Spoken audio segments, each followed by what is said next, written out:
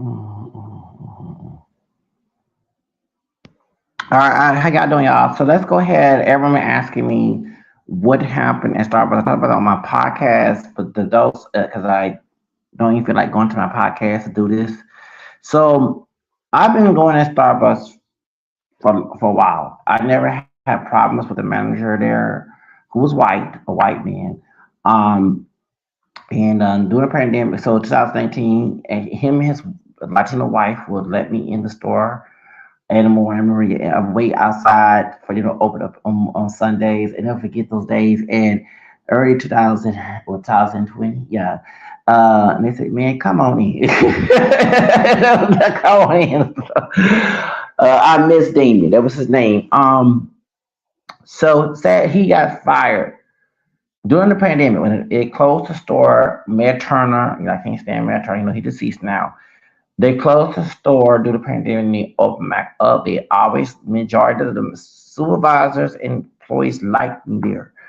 And I'm always on my computer trying to make my own money. As when I was homeless, I don't like to beg for money. I actually do my law attraction prayers. People come to me and get money. Okay, I thank God I read the books about law attraction when I lost my first apartment before they had to tell me I had to leave my apartment. And I went me to squad. I was trying to get all my stuff together so it would not be thrown away.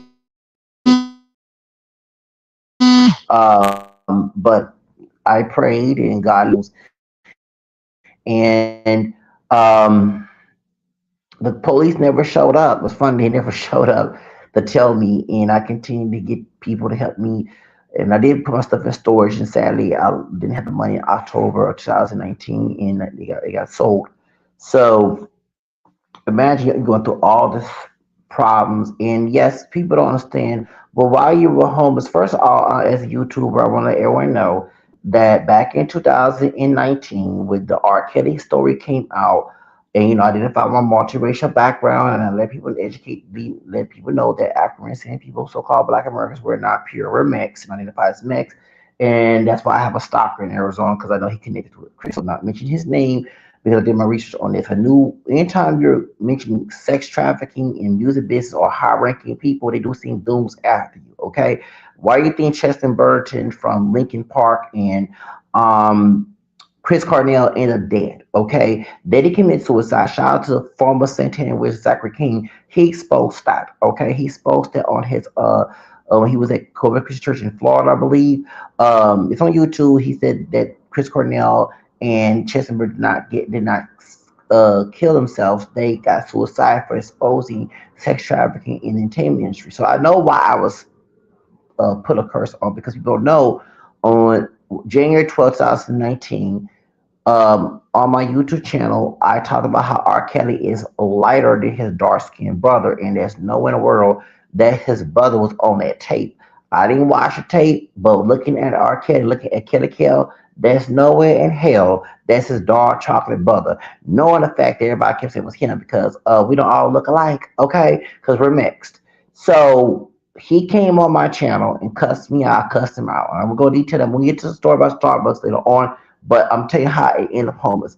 Well, a goon came to CUNY Homes on Aaliyah's 40th birthday and knocked on my door around by 8-ish or 7-ish, I forgot the time was, and they put semen on my porch. I thought it was suds from me cleaning with a cleaning for HUD and CUNY Homes, owned by the property, by the government. And the property manager, who's also corrupt, I'm gonna say her name, Kimberly Thomas. She got in trouble later on. Okay, we'll get there later on. But she was doing me dirty. She overcharged my rent. I was not getting income, so I supposed to only pay $50 when you don't get income. And I was donating plasma. She overcharged me because I used to get her employment back in 2018, and she knew that was wrong. To keep, hey, I got a lawyer and everything from Legal Shield to stop this shit. And she continued, but it's weird when I got evicted and she stole George Ford's money. Okay, a lot of folks don't know that they had a function in Key Homes, and she stole George of the bitch stole. Yeah, so so Kimmy Thomas from Chicago. That's why I see why the goon knew where I was located, and she did confirm before my eviction that R. Kelly did because I was telling the people in the office why am I on social media trying to make money, this and that. Because I got tired. I'm bipolar PT, and I found PTSD, PTSD, my navigation center, and when I get yelled at work, I get ugly, okay, or I get suicidal mode, I get depressed. Yes, I was taking medication, but I got tired of seeing people treat me like a punching bag. And I said, I'm gonna start working for myself. I saw people on social media making money. Like, damn, I want to do the same thing they're doing. I want to be at home making my own money because I have a talent to make my own money. I don't need Hollywood. Thank God, because Hollywood do those satanic rituals. And I ain't sleep with nobody. I'm not messing with no underage. I'm messing with some man or some woman or some dog. Oh, yeah, that's the called warehouse deal. I'm gonna go ahead and make my own money on social media. I don't need to do no rituals. I don't need to sacrifice nobody like Jennifer Hudson allegedly. I think she did that. Yes, I do. With Eva Clyde Davis. So that you know, when they put semen on my porch or they put pure blood, that is a spell to get rid of you. And yes, R. Kelly was doing voodoo and witchcraft on those girls and boys too and women in his sex cult. Okay? And I knew something told something happened to me. But they put in, and people don't believe I'm making a story of it. No, I'm not. Because Officer Cabral, Frankie Francisca Cabral, she works for Precinct 2 now. She has my email. I emailed the screenshots to her when me and R. Kelly was arguing on 12th of January. I didn't know. Okay, and just be real. I did not know there was a spell like that. I did voodoo when I was 9, 10, 11, 12 years old, back in late 80s and early 90s. My teacher told me that was demonic. I mean, it was this dark skinned Mexican dude was picking on me, and he before he became gangster, he was still a little boy in sixth grade back in '91. Told my Asian American teacher, Miss Post, who married a white man, our math teacher, and she called, I don't forget, back in November, October at 91, and said that voodoo was wrong and I left it alone. So then later on I became Catholic. I came from a toxic, religious, abusive household. It was no offense to my Protestant, but in the South, we have a lot of conservative Protestant, toxic, twisting Bibles and stuff. And I became Catholic 13. I was searching for another religion because I got tired of my abusive grandmother on my dad's side twisting scripture. Like my dad said, atheist due to her. My grandpa was her husband was a Gnostic due to her. So y'all see, okay. So you see why that some of us were looking for other spiritual path. Okay, I'm no longer. I haven't been. No, I would never go back to being Protestant. But I'm Catholic. I'm the perfect one. Okay, I do need to go back to the church recently. What this past New Year's. I didn't get a chance to go this Sunday. But point I was trying to. But anyway, it's another story. I'm not the perfect one. I do cuss and all that. But that's why I started wanting to become my own boss. I always want to become my own boss, but that's not something I talk about later on. My grandmother, when I was selling fire extinguishers, yelled at me and scolded me because we had business transaction problems with Fire Secure. And ever since she yelled and braided me in back in 2000, okay, I was 20, going 21 years old, that broke my spirit. Okay, because I want to trust me, y'all. I wanted to cuss her ass out. I was in her house. Okay, at my grandparents' house, and I didn't know where to go. Okay, so I didn't do that. But now you see why it took me a while to believe in myself. Like right now, I practice this mantra that will make money and get out my predicament, and that's what kept me strong on the streets. So I'm glad I did that. So when you hear about the Starbucks, y'all want to give your background. So I started having financial problems once I won my lawsuit with my employer. That's why I stopped working for people. And I was trying to make my own business. I didn't want welfare anymore. I didn't. I got tired of being alone. I was getting, in a project, but I wanted to get away from the system, have my own. And they were putting spells. We had showed they had to buy a whole bunch of stuff for. I bought my own food with the money. I did work for somebody here because someone screamed at me again, and I had to get up with on the last day of work and tell them this is my last day. I forgot to be again. And so I started working, have my own business, and I started reading books, purchasing books at FedEx, trying to get my own business. But I will admit, I did have a self-esteem issue because I didn't believe in myself due to being conditioned from an abusive family and also being picked on in school. I was bullied at school, so and I was on medication. None of the doctors I had, I didn't believe was being helpful because I did take medication. They made me sleep for and make me miss work sometimes. Even I miss work but get late for work. That's why I got tired going to the doctor. You're taking and I'm getting denied of Social Security. Yeah, that's I and all that. So I was like, let me do it on my own. And prior to me trying to get change my mindset and believe in myself, the eviction started to happen. I remember trying to do a study for asthma. They waited till a couple of days. I couldn't pay the 3 day no eviction notice. before we had to go to eviction court. 2019 was a tragic. I tried to put a smile on my face, but I was going through a lot. My cousin wouldn't help me out. Talking about my older cousin, my dad's first cousin. They needed someone to sign to say that they're a contributor, and they were playing games with me. You know what? I won't go see my abusive father, so why the hell are you telling me to go visit him? Um, I was trying to go to blood plasma. I left one blood plasma place because of professionalism. So I was trying to use blood plasma money, and this African woman did me. Nigeria did me dirty. Her and this Hispanic woman and this white past Hispanic woman. I think she's mixed at the blood plasma place. I was going through a lot in 2018. Okay, I want everyone to know the backstory before we get to the subject. And I did get the money from later on. I tried to find some way to pay it. Of course, I didn't have. I was trying to do it on my own. I didn't want to beg no one because I hate being. I grew up spoiled and abused, so I don't want to be that image of begging people. But you never saw me beg on the street. Lord, no, because memorize it. And then when I had to go to eviction court on Jennifer Lopez's 50th birthday, and I look at that with that number because I heard she practiced Santeria, and she was friends with R. Kelly. Okay, she get a song together. And she then dedicates, I looking at suspicion why they put my eviction on her 50th birthday. We're 10 years apart. Judge Ed Brown had me evicted. I did appeal it. I tried to get the money and I got scammed by this African man on one of those little selling your stuff. I was trying to sell stuff. He tried to scam me. And he was playing games with me at Africans. So he's, you know what I'm saying, in Nigeria. And I did report him to PayPal about the situation. And that Tuesday, I had to move out, and I almost committed suicide. I did. So I didn't move out to the 3rd of August when they had that shooting down there in El Paso, Texas. The Latino racist dude was shooting the white dude was shooting, no, racist dude. It was white dude being racist, to shooting, he was racist towards Latinos, to shooting people in Walmart. That happened the same Saturday as day I had to move out and buy paper. So I was trying to follow the rules because they did say paper there. Because the laws kept trying to look for me, but they couldn't find me. I was in other places trying to get things done. And I went on the street for the first time. So we get to other subjects because I don't want to go into it. Oh, Lord. Okay. So I was at FedEx, and I would go to FedEx in Starbucks and use their Wi-Fi. I rarely had any problem with managers except for Erica at Chin Rock location, and I got her in trouble. So they was trying to keep me. That's funny.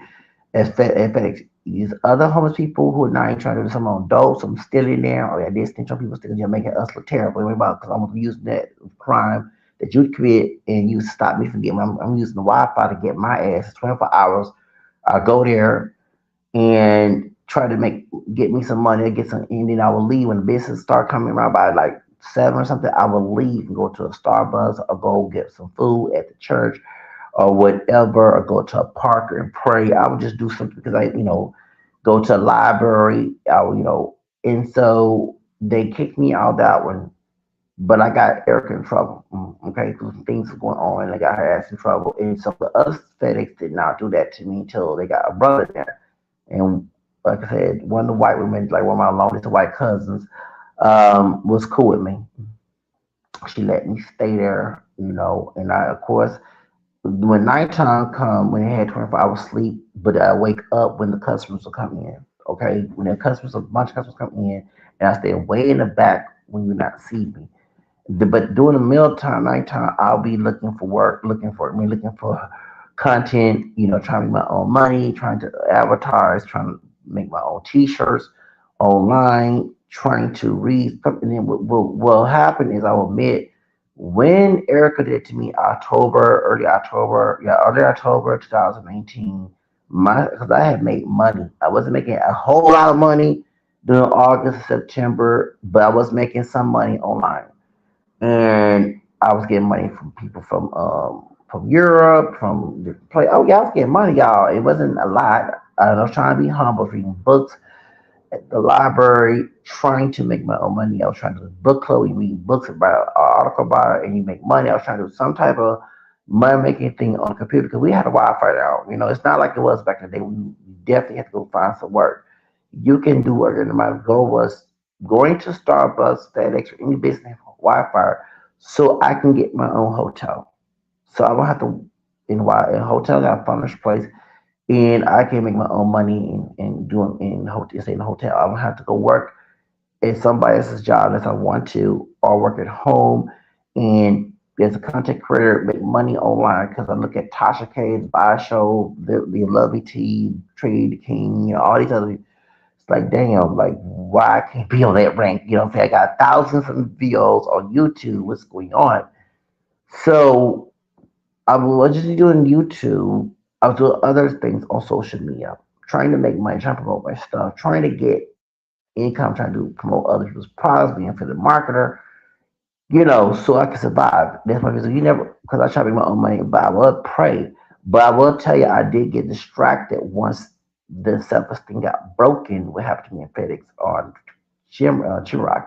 Greenbody, it was okay until they had new management. And like I say, that was the whole purpose in using the Wi-Fi is to make my own money. Thank God we have technology to get our own. We don't have to host. You know what I'm saying? That's why I wake up. Yeah, I wake up early in the morning to go do for some content. I also do other stuff on social media. I'm not gonna go into detail, but it's all business in both pleasure at the same time. I like the fact that I'm my own boss. And that's what I wanted. So I have to go there. And how I got the idea of going to a FedEx before I lost my apartment, I didn't have Wi-Fi anymore when I was going to school and I lost the money to get Wi-Fi at my place when I was in King Homes. So there's this man named Nick Anderson, he white man. He said, if you don't have Wi-Fi, go to a FedEx coffee shop, use your computer to make your own money. And he would send me mail, but my self-esteem was so broken coming from an abusive family, you know, and not believing in myself. I'm going to be real with y'all. That struggle with it, but I push myself every day to not have that mentality. So that was the reason why I would go to Starbucks. And like I said, the manager before Deborah, the racist Latina, did not have a problem. So when Damien sadly was fired from the Buffalo Speedway location, they had Robert. Robert is Mexican American dude, did not have a problem with me, and I was hoping that Robert get the job. They played games with him, in my opinion. I think Danielle did that on purpose, but they got Deborah. So when I met Deborah like in May of 2020, we didn't have a problem. Everybody said she was cool and I would speak to Deborah. And then she was gone and they said she had COVID, she had some connection with COVID. I prayed for Deborah to get out of her situation. I did. And so I had a friend of mine who's white who gave me a hotel for a whole week in June. This is when the George Floyd case was going on. And so I stayed in a hotel and you go visit because all the buses was free back then when COVID was going on. And I stayed and yes, and then go also too, yes, I did stay in a hotel when I got my stimulus check. Unfortunately, transaction situation happened to my account. Then I did not know if you go to other ATM, they overcharge you at the bank. I did not know that because other banks I have worked with, they give you a small charge. No, if you check it, yeah, not to get the money. I'm checking my balance because my phone was stolen. Okay, my phone was stolen in March. My phone was broken in February. My phone that I had from my toxic grandmother. That's why, but it was good and bad because I wanted nothing to do with her, and I was homeless. Then I got the government phone, and then some bitch, I think she's mixed, part white and Hispanic. She was homeless, and I'm charging my phone. I'm supposed to go visit a psychiatrist because I almost committed suicide when after the white lady left from FedEx about that crazy fake ass brother and this Hispanic woman at work that can't stand her. They talked to me crazy. Well, she did, not him. And I nowhere to go. I'm scared. I've never been homeless in my life until that time. And I'm scared someone's gonna do something to me. You know what I'm saying? And I'm glad that we're talking about this because y'all see why I got a lot of people in trouble. Because look what's going on with the bios. Well, all those homeless people in the dead, the bios. Do y'all get my point? There are people snatching bodies. Okay, I wish you would stop lying. There are people. It's not just happening in Houston. It's happening all over. Why? Because there's a bunch of arca harvesting. You kill someone, take their body arc and sell it. Then you got people who belong to satanic cults, which I would get to that because I do believe Deborah and Danielle were Satanists. Okay, and I'm going to get to that. All right, so that's why I would get go eat because remember I've been to those places before I lost my apartment. Majority of places I visited when I was homeless were places that I visited when I was not homeless, so I still was a customer. Just because my situation changed didn't mean you ban me, you know what I'm saying? Or trying to kick me out. You don't even know. And the one thing they like, I was smart because I knew how to get someone in trouble if you dare scheme for money, fuck with my rights. I knew who to go to. And I'll write that CEO email and trust me, you won't be out of job. Okay? Because you don't know what I'm going through. I didn't answer. I almost took my life when it was the last date to leave. Okay, CUNY Homes. Okay, so you think I want to be on the street? That's the whole purpose. Going to a FedEx, going to a Kroger's, going to a Randall's, going somewhere that has Wi-Fi, so I can use the Wi-Fi and get some money, find content, read. I will read books, download books online, go to different Starbucks and read books online outside a patio, so I can try to get out of my predicament. Okay, you think I want to do that for you? I want to go ahead. You know what I'm saying? So y'all get my point. I'm reading books, and like I said, I had to force myself to believe in myself. That's how we are back against the wall. So this is not somebody trying to be on the street and just be a slaughter. I mean, slaughter. We call it a trespasser, or what's the word? A loader. No, I'm in a situation where I don't even know what to do. But I'm not going back to my abusive family. That is a hell to no. And especially in my 40s, I told myself I would never let them pay. I would press charges on them if it happens again. So, yes. So, understand why I was going to different places that have free Wi Fi to use my computer or phone to try to make money, learn how to make money, find content. Yeah, I watch videos. So remember, I'm a singer, okay, and try to be an actor, and also talk about content of what's going on, current events, because people have to hear that, okay. Um, I'm trying to do whatever it takes to get out of my predicament. I'm not trying to be on no kush, but I've never done no drugs, okay. I'm not trying to be around kush heads and people acting a fool, want to fight you. You know what I'm saying? I almost got killed, y'all, on Thanksgiving of 2018. Some of them, I'm gonna use the N word, some old cush head ass nigga threatened to kill me with his gun. And I had to call laws, these stupid fucking HP butt about my complexion ass nigga didn't want it, was not even taking it seriously. Do you understand? So it's a harsh situation. You have to be survival mode. So if you're gonna block me from getting mine, okay, and I'm trying to get my own to get out, okay, baby.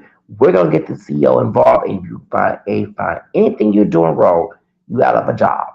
It's survival mode. It's not about trying to be revengeful. What would you do if you lost your home? You're trying to get back on your feet. People are giving you closed doors. People are talking you crazy. We gotta go to shelters. It's because of that. And you want to go start hope shelter? Because I heard a lot. I've been to start hope when I was not home. I was straight on the street one time, but I didn't like it. Okay, so I'm gonna start. You know what I'm saying? I didn't want to go there, and so I was trying to get. You know what I'm saying? So that's the reason why I wanted to have my own hotel, so I don't have to go to no Starbucks, a hotel with a kitchenette. When I got my stimulus check, y'all, it was a blessing. Okay, I know y'all like Trump, but when Trump gave us our stimulus checks, it was a blessing. Going in a hotel, I felt like I had died, went to heaven of April 2020. Okay, when y'all see me talking about radical Latino on it, I was in a hotel. Okay, so and I was in another hotel because it was cheaper. And because I went to Marriott, it wasn't intentional because we said, well, you went to which wealthy hotel? No, the American Value Hotel that's cheap on Kirby in OST, right? Kirby OST in Maine. Okay, right there by NRG. Okay, y'all, they denied me like the Virgin Mary and Joseph, they had Jesus. I had a whole bunch of stuff in a big old bag. It's hot. I'm dusty, musty. I'm trying to get out of the bad predicament. I went across the street. I said, since I have a stimulus check in my account, I got my card with me. Let me go to a hotel. I'm not sitting here and it's hot and I want to get a shower and all that. Baby, the Latino woman with blonde hair that worked at the Marriott across the street from American Value South Main and Kirby, baby, God bless her. She let me come in. I paid that hotel for one night. I said, then I might pay it next. Baby, when I went to the floor with all my possessions and I got in that open door shower, it felt like I died and went to heaven. I kid you not. Okay? I felt like Josephine Baker. Okay, in that movie when she was the friends away from Jim Crow. Okay? I was thanking God. Do you understand? That's why. So when y'all hear about me getting someone in trouble, it's survival mode. I'm not gonna let someone knock the door now, gatekeep me when I'm trying to get out of a predicament that I don't ever want to be in. Okay? Maybe other folks they want to be on the street, but me, hell to no, and I grew up middle class. Okay? So anyway, so even by nose, Deborah, go back to Deborah. I noticed her attitude was different when I came in. I was all cleaned up, and I went to my friend gave me a hotel stay for a whole week. You know what I'm saying? And it was a blessing. I stayed in Greensport. I rode the bus. I said, I need some water. I was just going to use my computer for a little bit. I brought my computer with me. And, uh, and she gave me a look. No, I haven't left my computer at home because I had at the hotel because I need, yeah. And I was going to go visit. And then, like I say, I just know, like, why she have it? So I started looking at patterns. And so when I didn't have the hotel anymore, I came back and I'll be outside of Starbucks where there's a plug because they couldn't let nobody inside the place because of COVID. You can come and get some your food, whatever, but you have to leave and go outside the patio. So I'm outside the patio and trust me, y'all, it was hot and it was safer. And let me let you know before even Deborah even came there, the hire manager was just from Australia, good white woman. One time I was outside saying my prayers because the Wi-Fi was turned off. So I was saying my prayers, and she was going to check. See, you on the Wi-Fi? I said, "I you guys go ahead and say your prayers." See, that's how good relations I had with Starbucks. See, Deborah did not know there was people that see me in different Starbucks who were managers that I had good relationship with. Okay, they knew me. I was a good, you know, what I'm saying wasn't a cause or problem, whatever. But here come female George Zimmer, and like I said, I start kind of look at people's attitudes, I look at their behavior as a warning flag. Because especially coming from an abusive family, I started noticing she started the way she didn't want to talk to me. I ain't did nothing to this woman. I ain't even prayed for this woman. Then this one got real harsh. Well, what happened is the a white Mr. Cherokee, everybody thought he was a light skinned Latino man in a stormtrooper Star Wars mask came there. Before that, it was a light skinned curly hair, looked like Rick Fox. Everybody thought he was Hispanic, like Mexican or Puerto Rican, but he's part Trinidadian, part African descent. He claimed he's a vet. Okay. So he comes there. I thought he was Hispanic too until I heard him talk. I said, "I see Creole or something. Are you a brother?" So, so then um, when I came there, and I helped because there was some two white couples that was homeless who was out there stealing. They took the chairs. I was the one who got the chairs back from the property because they stole the chairs and put it in the area where they were sleeping at in by Deborah Park. So you saw I was helpful to that store. But Deborah had a personal issue with me. What pushed it, in my opinion, since I'm from a cultist, okay, and I've been attacked spiritually by what happened with the R. Kelly story. Because and let me use it, when people put semen in pure blood in your portraits, that's to get rid of you. That's a spell to get rid of you. Okay. So, and if you don't believe me, go look it up in the voodoo witchcraft book. Also, too, the book Dead Little Freaks of R. Kelly, he was urinating on the girls, they were collecting their urine, they was doing seance with their urine. Yeah, they believe in body fluids control a person. That's why we be careful y'all be doing all that sex stuff, people urinating on you or putting calm on you. Yeah, yeah, y'all be careful somebody put a spell on you, okay? Yeah, yeah, yeah, thank you. People realize they use body fluid, they put their pure blood, like Raven Simone's wife said she put up here and her food made her love her. Okay. Oh yes, that's the and I mix a Creole. Don't you know what I'm saying? My Creoles are from I'm from Texas. My parents from Texas, but Trace out we do have some Louisiana Creoles. And with those who culture, very extreme culture from Louisiana. Y'all know what I'm talking about. Y'all hear the story. It's on eat everybody's food because they'll put pure blood in your food and you'll be on a spell. Let's just forget it. So eat everybody's food. They tell people that not all bodies in Louisiana, but the story.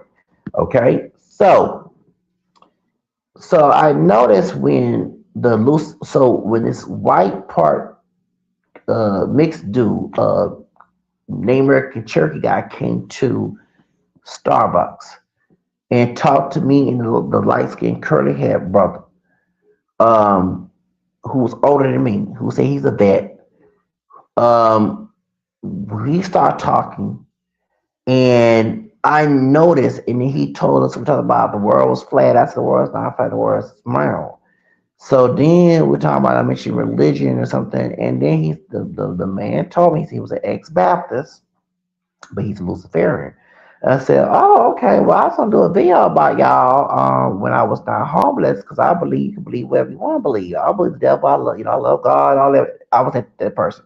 Yes, y'all remember if y'all follow me on YouTube, I was gonna do a video about the Luciferian Church, how I felt it was hypocritical for all those Christians, both Protestant and Catholic, about people getting shot by police. You gonna bash Black Lives Matter? I'm not bashing the group because the group was being corrupt. I'm talking about the whole idea of defending someone of color who been shot by police. But you going y'all being racist, but you gonna go to the Luciferian Church and protest. You invite the devil when you do that, okay? Because Satan is demonic and racism is not the Lord. Okay, I ain't perfect. I know I cuss out things, but if you think you're cold and I you racist, you actually going against God. Okay, you know that. So I find it very hypocritical. All this protesting against Luciferian church, but we got wicked people in authority. Y'all defend every person because they have a place of authority. But remember, Jesus was killed by a bad authority figure. So supposed to forget that. It was bad, evil authority that killed Jesus on the cross. So stop thinking that someone's authority is always right. That's not true. That's not true. So y'all have it twisted. Okay. So point is, um, so I told the guy that, and then he said, I'm gonna give you some salmon. So he gave a the next day gave me a can of salmon, and I ate the salmon, and the other dude did, and I noticed that we started having a little tension. Okay, and it was like in late July, and I have to be also very got that story on my podcast, Trash and Chrissy Teigen. Remember Ellen DeGeneres, and they said about those we call those Wayfair. They was different kids being missing. Okay, on my podcast, I did talked about Chrissy Teigen, her tweets with Jeff Epstein, and I dragged the hell out of Christy ass T. Okay, something told me I had to be very careful. I was in, okay, I need money in my podcast. Let me do something crazy, get people falling on the floor, and I get some money that way, and that way I can get out of my situation. I didn't give a damn, okay? So, that's why, yeah, I did something told me be careful, but I didn't care. I even look at that too. It was the same time I trashed Chris Teigen, okay? Because we found tweets about her talking about pizza and hot dogs, knowing it was a pedophile. Yeah, a pizza gate tweets with her and Benny. Okay, John Legend, and when I also mentioned they can't talk about R. Kelly because her they was on the R. Kelly second part of the series in 2020. And remember also too while I was on the street I was trying to get the producer, the white man of who was the producer of the show. I contacted him on LinkedIn when I was at FedEx, trying to get his attention, let him know that hey, I was cursed by R. Kelly, gave him, and that man, the guy that's had on my, I tore his ass off on my email. He blocked me on LinkedIn, and so yeah, I was trying to get. I said, you know what, I don't care. I said I ain't trying to get killed, whatever. But hey, I'm on these streets, and if I gotta tell the truth, what happened to me, and how they put voodoo on my porch and all that other crap and put I gotta tell it like it is because I'm not sitting here dealing with that. So Cause I ain't trying to be on the street. I ain't trying to be at this FedEx for a long time. I'm trying to get my own. And if I need some camera time to get me some, come on, some ching ching. And it's a true story. We had me emailed the police officer about this screenshots. Hey, I need this camera time to get my ass out the streets. I get my own, okay? And I get out, and I said, well, since I lost my possessions, let me go and get out of Houston. Because I always want to get out of Houston so I can go somewhere in advance, go and be successful someplace else. So, and really, the flights were cheap, but I was on this to get my own place, if I was, so that's why I was scared to go to the place. But anyway, um, so while that was going on, like I say, Luciferian guy came over there, and before Deborah and Danielle said it was going to stop people from using the plug during business outside of the Starbucks. Okay, some told us going to happen, but I like ignored it. Okay, and I noticed that too. Deborah, people when I go get me some water for my food, make my own coffee at Starbucks. Um, I know she was jealous because, like I said, I practice law of attraction. People was coming to me, giving me money and food on their own terms. I didn't go to them for anything. The law of attraction prayers are very real, okay? So I just started believing that because it changed my whole outlook in life. So what happened was I seen her behave like, why she jealous? Like, she got a job, right? I'm on the street. Would you want someone to give you something and say you begging them for something, right? People gave me one time it was $50 on the floor, and I'm about to pay. I said, leave it on the floor. Yeah, and I'm like, God dog it. So therefore, like, if someone left $50 on the floor, y'all, and they didn't claim it. I know by law because a white cop told me when I found $100 in Charlestown Mall back in 2008 and my grandfather had passed away. That if it's money on the floor, no one to claim it is actually your money. Okay, by law. Okay, a white cop told me that. Okay. Um, After my grandfather died back in 2008, and he buried him in February of 2008. Okay, he died in January. So I don't forget this. So I didn't want to argue with Deborah. And they even asked us, did someone get that money? Because they can help me. I can, put this money in. And she, she's evil, straight up evil. I started seeing the signs. But like I said, I do believe that Luciferian Jew, who were the mask stormtrooper, was the one putting spells. Because these Luciferians, oh, we don't believe in Satan. Yes, you do. Yes, you do. Stop lying. Stop lying. Stop lying. So the light skinned curly hair dude that everybody thinks he's Hispanic, okay? He we start seeing our vibe was no good. Like, you know how people. So he did come help me out. He would go buy some food at Kroger's. He probably put a spell on that too. And then he would sleep on the floor. Now we get a Starbucks chair, which they allowed me to sleep right there by the plug between the dentists. So I could be, near somebody because I didn't want to get killed and being kidnapped. And I know the white man that was homeless who used to be who used to be got arrested, but he was a sex offender. I don't know until I looked him up. I looked up sex offenders in the area, and it's like one sex offender in at two, 7, 7, 6, 5. It's not the Hispanic dude that was selling his dog, pimping his dog for sex. Cause I didn't see him, and I saw one white man. The white man used to come to Walgreens and steal. Well, that was the guy's bicycle. Well, he was trying to steal my computer. Okay, he would go dig in the trash and leave trash all over. And I even told him, I said, you go get some food stamps. He told me, I don't want them black folks. I said, well, I know I'm mixed, but don't I look black to you? No, I look pure black. You know what I'm saying? Why are you saying it to me? I said, we can go, you don't go Third Ward, you can go Kirkwood, Kirkwood in Westheimer. I used to work there with Goodwill. I'm trying to give him other places to get welfare. He didn't want to.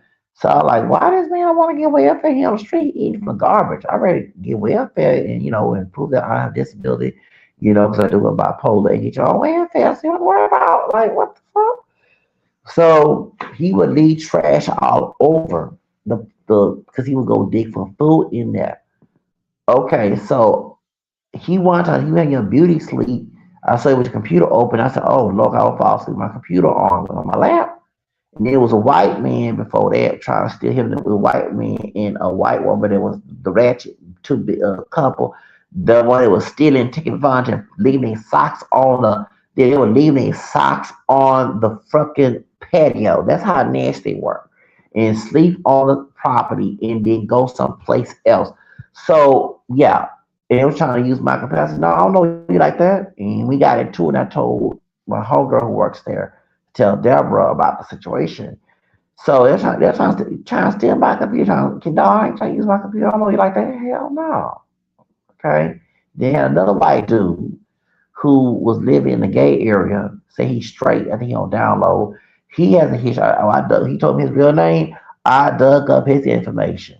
Okay, because I'm like, why you always trying to use my computer? He goes, come on, I'm not gonna do anything. Let me use the computer. His name was Josh. And it's a white dude that was stealing that asshole, yes, that nigga, that white nigga. I said what I said, okay, white nigga. He was out there stealing, and I did look his ass up. He got in trouble for burglary. Okay, baby, yeah, I'll look your ass up. You better not come in. We probably trying to steal my damn computer. You better go on about your damn business. Then he lied, talking about his mom gonna send him some money, and we're gonna go to a hotel. So let me go see this man tell the truth. And I remember he was a restaurant. That man left. And I said, oh, well, I said, nah, man, don't come about to go to this hotel. You stay in a hotel, your mom gonna send you some money. I said, quit lying. I said, I always go along and see you tell the truth. When I see you lying, when I went to the gas station, his ass left, you know where to go? Yeah, he lying, bitch. Anyway, so yeah, his name was Josh. I don't forget his name, a thin little white dude. And born 1992. Yeah, I'm gonna say August, Leo. I don't forget, babe. I forgot his last name, but I looked his ass up. I showed damn Leo. I saw, and I saw a burglary. I think he got charged for some meth because he told me this. Yeah, he was doing some gay. They do trying to hit on him. Then I saw they. Did I see that he was on some SX stuff? Okay, he was out there pimp. Oh yeah, he was. Baby, I mean, tell the damn business. But you trying to come steal my shit, and then if you're in the story I told y'all about, I was on podcast here on YouTube, that I got so fucking mad on Christmas of 2020, not Christmas Day, during Christmas season. I was at Kroger's, right? And I would get stopped by, including some niggas, okay? Okay, I just race Latino, okay? Some old fake ass, fake brothers and sisters. I don't steal shit. Don't believe in stealing. So a white dude, the white dude that told you that said where I can warm my stuff, I went on the bus and he said, I said, you know, they use the microwave. Oh, I stole something. He said, I said, hey man, get away from me. When I got on about to, went to Midtown and I was cussing. I can't stand these cock picking and starting motherfuckers out. Kiss my black French Creole English. I was mad. It was on Saturday, like Saturday, a couple days before Christmas, because I was mad. I don't steal a damn thing. But they was out there, white dude, that was Josh, who stole. And if I told you, when I got my apartment, starting my apartments, and I think he was stalking me. I go to Walgreens in Hillcroft in Bel Air, that family doctor, that family the we call thrift store thing. I like, oh hell no! I went to the back streets of the apartments. I said, this man stalking me or something? What the fuck you doing here? Babe, I went in my room and prayed. Okay, back in 2021. Okay, when I moved to my apartment after being homeless, that was the white dude named Josh. I can't say it's like one of those not Greek. It's one of those Czech names, Oski. Y'all talking about last names. And yes, he is a thief. He broke into, yeah, yes. He was on meth. He told me, but he didn't tell me he got arrested. But when I looked his ass up and we was able to stop, baby, I said, no, he over here like, can I come use your computer? I won't do nothing. Just let me use it. That was him. Okay. But it wasn't a white man before him. White man was the couple. Okay. The white man with white girl. Older white man, he was a thief. She was a thief. They was out there stealing stuff. Okay. So anyway, that yeah, baby, I don't forget all those events, baby. And I did snitch on their ass because they were making homeless people look terrible. Like, well, I ain't trying to get in trouble behind their ass. I don't do shit. So I use my Wi-Fi outside and say my prayers. I'm going in there. Wherever I'm bar nobody, I sure damn don't. Baby, I don't bar nobody. So what the fuck out, So people come give me money. I don't ask for nothing. Baby, people give me food. I'll ask for nothing. Okay, because I practice my law attraction prayers. Okay, thank you. And depend on God, baby. I'm saying my prayers and my novenas and my rosary. Baby, I had to do all that. Okay. So, and I would do a whole lot of that. Okay. So now I pray many times. And I didn't get no money. And I never forget, I prayed so many times, y'all. And I never forget, I was going somewhere. White man gave me $5. I got $50 before. So did. Oh, Spain woman gave me $10, $20. Doing paying it, I had people gave me money. People gave me bus, brother gave me bus fare, tickets. But they start charging us. So they had our so y'all don't know me like that, okay? I'm not one of those people to be begging you for money. Cause I grew up middle class, and I was one of them people who would not give you money when I was not homeless. Cause I'm like, what you use that money for? Now, if I know you and you're not on drugs and I got something, I might give you something. But you're on them damn drugs, I'm not giving you shit. So you know what I'm saying. So I was, and I remember I used to get off in downtown. I had to tell this old dark skinned brother, this nigga off back in 2002 when I was living with my grandparents. Talking about we all black. Why you won't give me no money? Okay, so I'm still the same dude because I lost my apartment and homeless. I'm still the same dude. Okay, so if I didn't give nobody money when I was not homeless, what make them ask you for some money when I'm homeless? I'm a beg to God.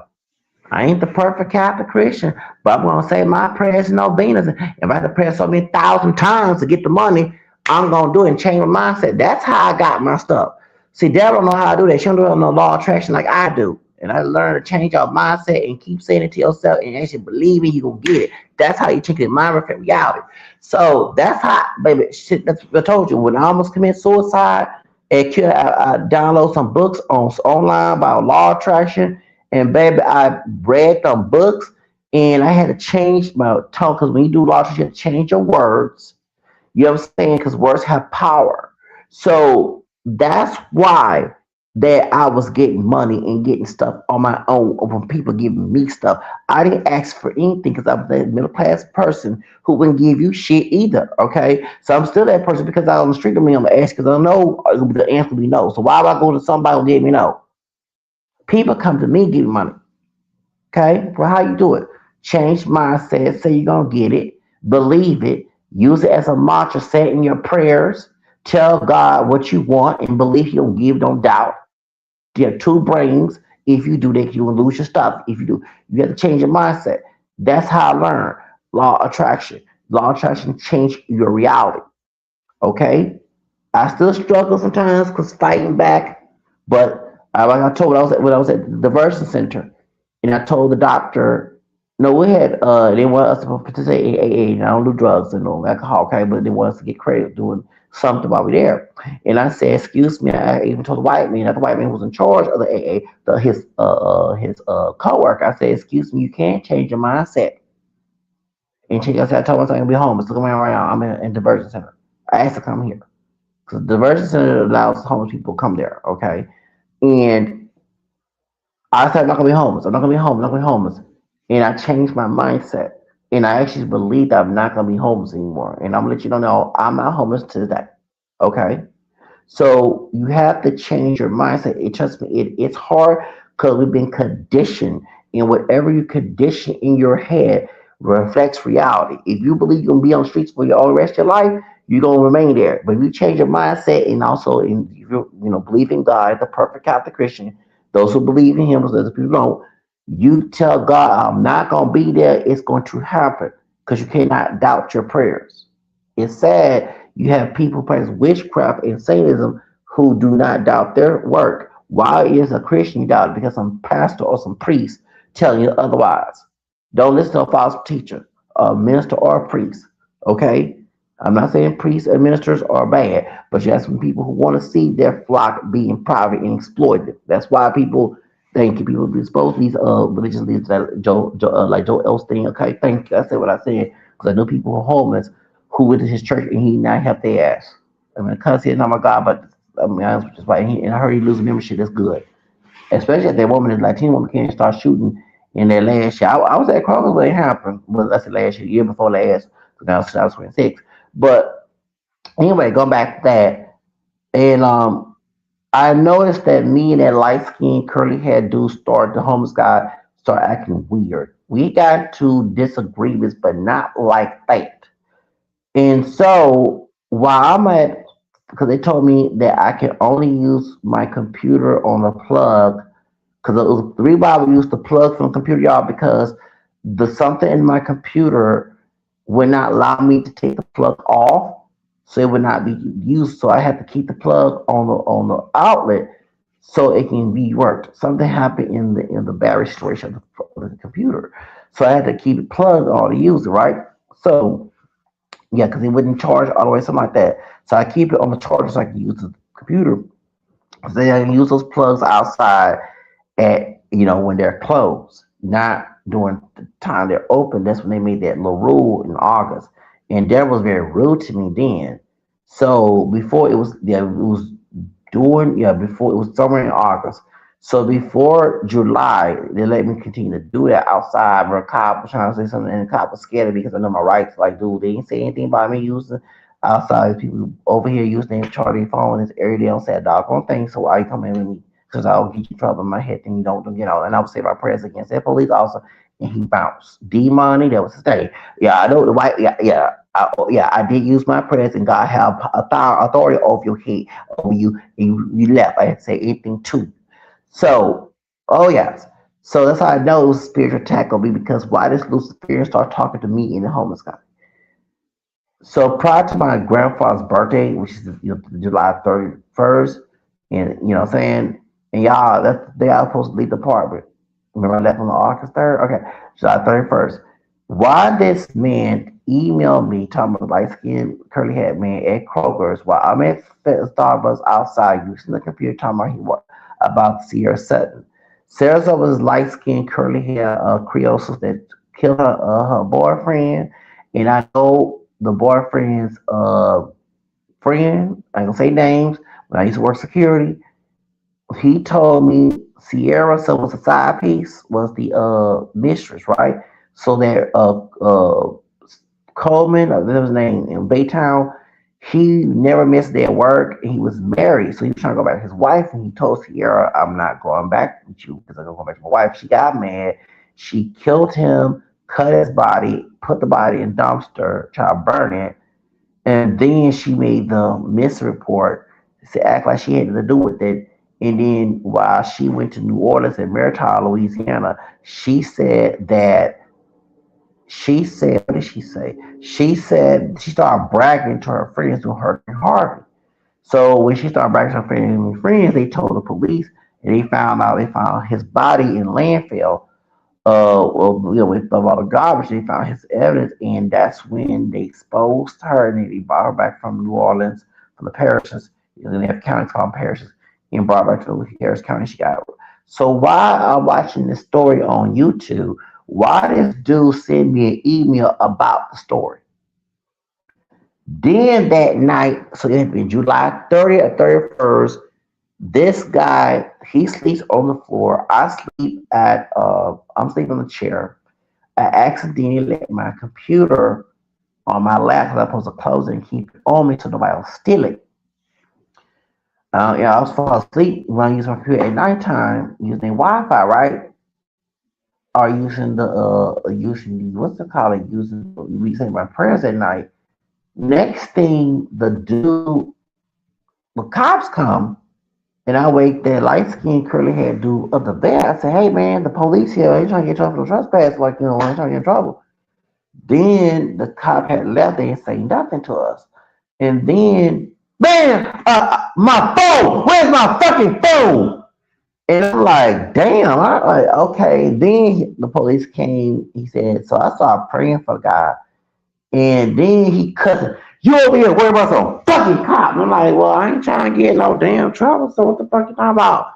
Cause my record clean. I ain't trying to go. I lost my apartment. You he started cussing. So you know me, I was out. I'm like, hey man, don't be cussing. So I went off in his ass. So he's talking about Zach, shut the fuck up. Zach, shut the fuck up. I said, maybe shut the fuck up. Then we start cussing. Yeah, shut the fuck up. He said, I'll beat your ass. And I said, and you know, I had nothing. Go ahead, I'll stab you. I'll take it, get him to karate. He said, I'll kill you. I said, what? And I never seen this man act. Y'all, it's demon time. 12 after 12 midnight. This nigga told me, the light skin girl, I will kill you. This outside Starbucks, y'all. Okay? Then all of a sudden, man, I still traumatized by that. So I tell the cops, I don't care. Because he was friends with the police. He was a vet. He's a security. He was homeless, right? Then he started falling asleep. And he looked at me and I gave him a look like, I might kill you while you sleep. Because he threatened to kill me. I'm scared. It's 12 o'clock midnight. And I never seen him tell me he's going to kill me. He got scared. He saw my evil eyes. He got his bitch ass out in his quilt, whatever, his stuff, and went to the Chinese restaurant at that night. And I started crying like, this guy, we were cool. Why is this man going to threaten to kill me? And I do believe it was all spiritually inclined, like somebody putting spells. So I emailed the Luciferian dude and I said, dude, do not tell so and so the light skin that I'm talking to you. I'm scared because this man threatened to kill. I told my homegirl who worked at Starbucks, who one of the supervisors, light skin. She like a white woman, but she a Creole. I told one or two Creole sisters, white passing Creole sisters, go tell Deborah. And I said, yeah, Deborah, tell her that he threatened to kill me, y'all. And I'm watching my back. And I said, yeah. So if y'all know when this stalker talking about from Arizona talking about that, I said I was ugly. I didn't call myself ugly. It was an email that was sent to him. You know how you mad, you want to send an email back to somebody, but it's a draft email. That's what I was giving to Judge Gonzalez, letting her know that I was getting stalked, and I do believe the stalker and everybody else involved in this shit is at the R. Kelly situation, right? So, and I already knew because I watched people on YouTube who one of the R. Kelly supporters came to Houston from Chicago, and I was watching my back with him. Okay, that's how I knew that I believed it. Right. So anyway, so then that's when right after they middle of almost early August, they told us that we cannot use the plug on the back of West Park. And I had two stories. One thing, my homegirl, like a white girl, so I can't use it, but the Spanish woman that looked like Meghan Markle, she said I can use it. So I had two different directions. So I was using it, and Deborah came out there with a nasty attitude, and I was explaining to her we about to use that plug because I had to use that plug to keep the computer on and use it because sometimes she had a nasty attitude. That's how I knew. I said, something ain't right here. I ain't did nothing to this woman. I ain't even pray for this woman every time I see her. So people yell at me, y'all know I try to keep my cool. Hold on. Who said? Hold on, what's going on? Hold on.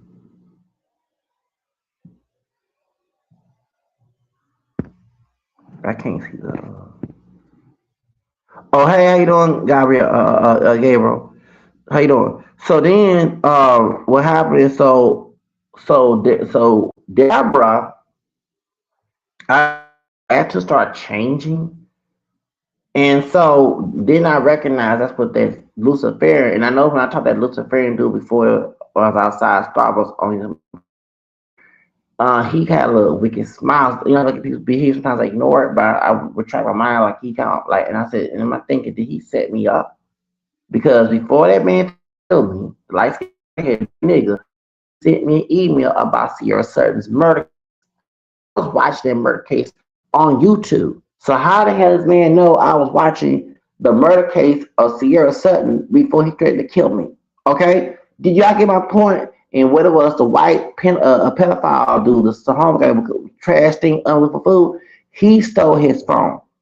So I'm still. And this nigga had so many phones on him. I how a homeless person has so many expensive phones on them? They got money.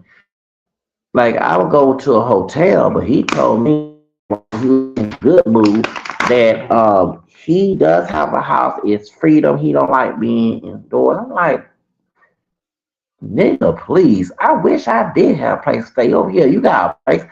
My son, he live out here, and I'm like, you want to be on the street? What's wrong with this nigga? I'm like, I'm so used to anyway. Like, what's wrong with that? I would never want to be on the street if I had. I said, that's dumb. Why would you want to be on the street?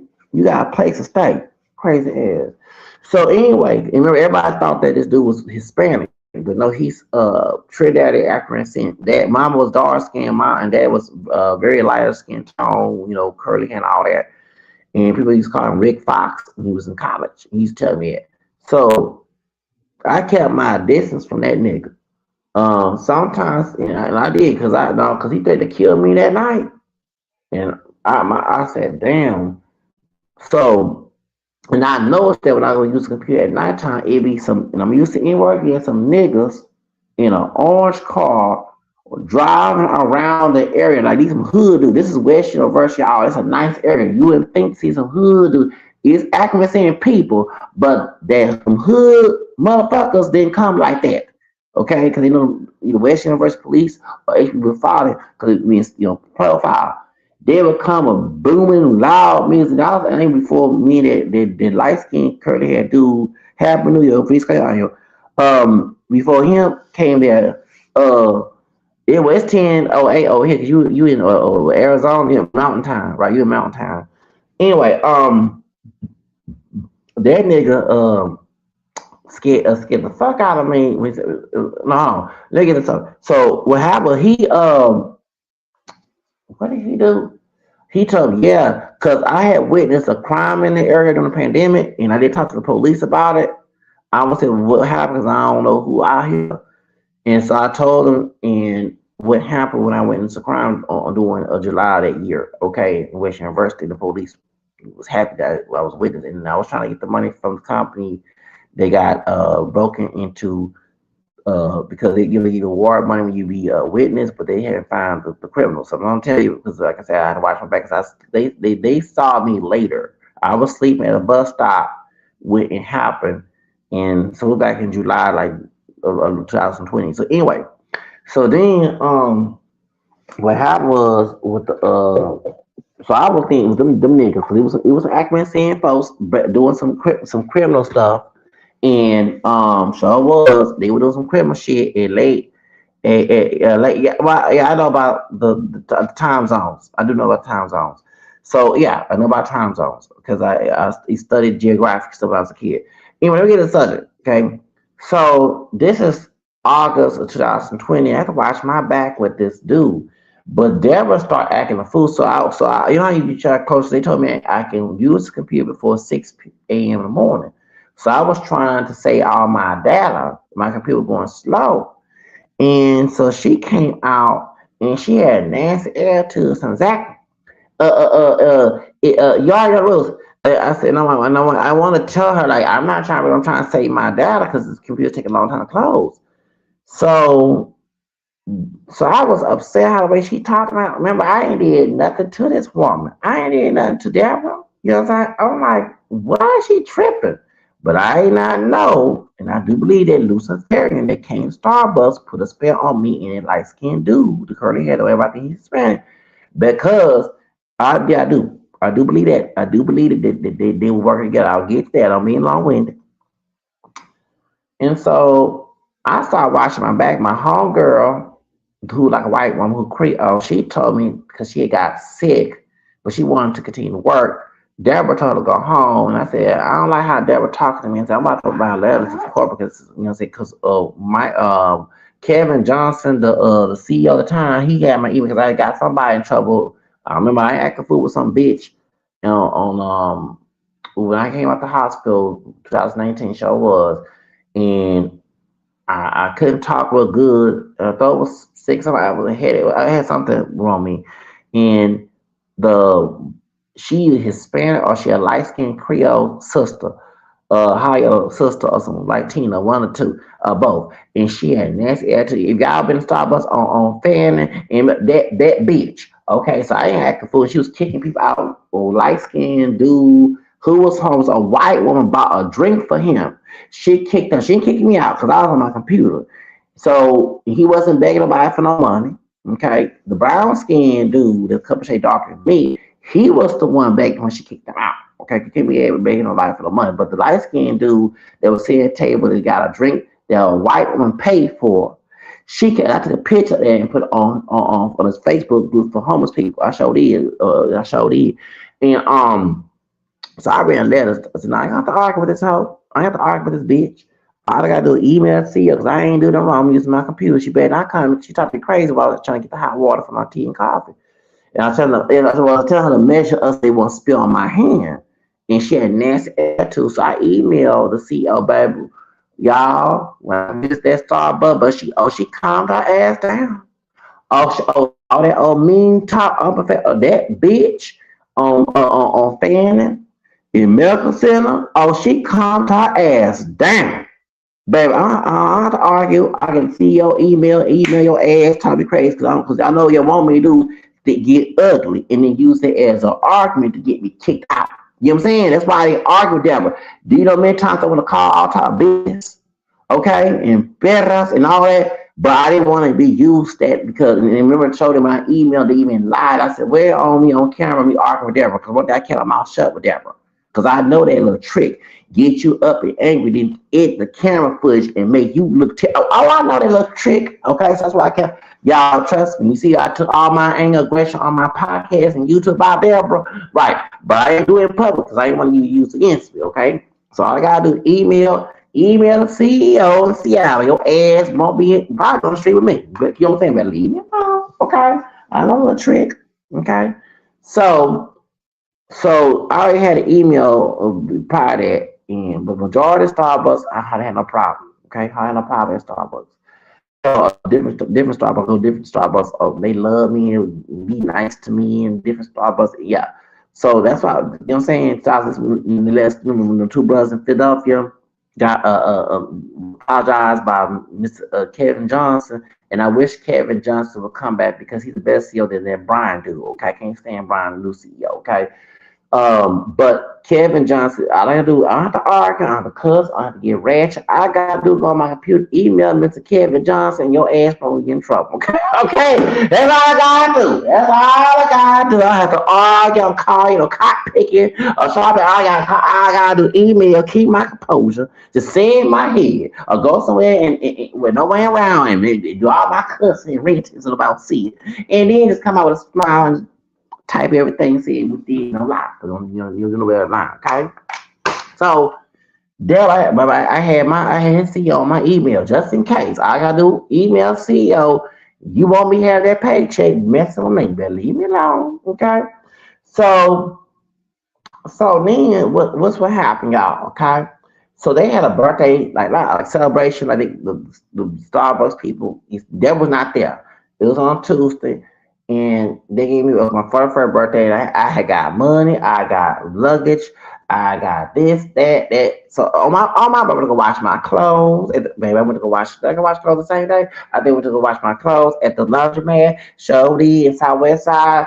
I bought me some things. Okay, so I had a good birthday back in back in August of 2020. Okay, when I turned 21. So I didn't have no problem. Thank God that was not there. Now, remember y'all, I did a podcast about radical Latino.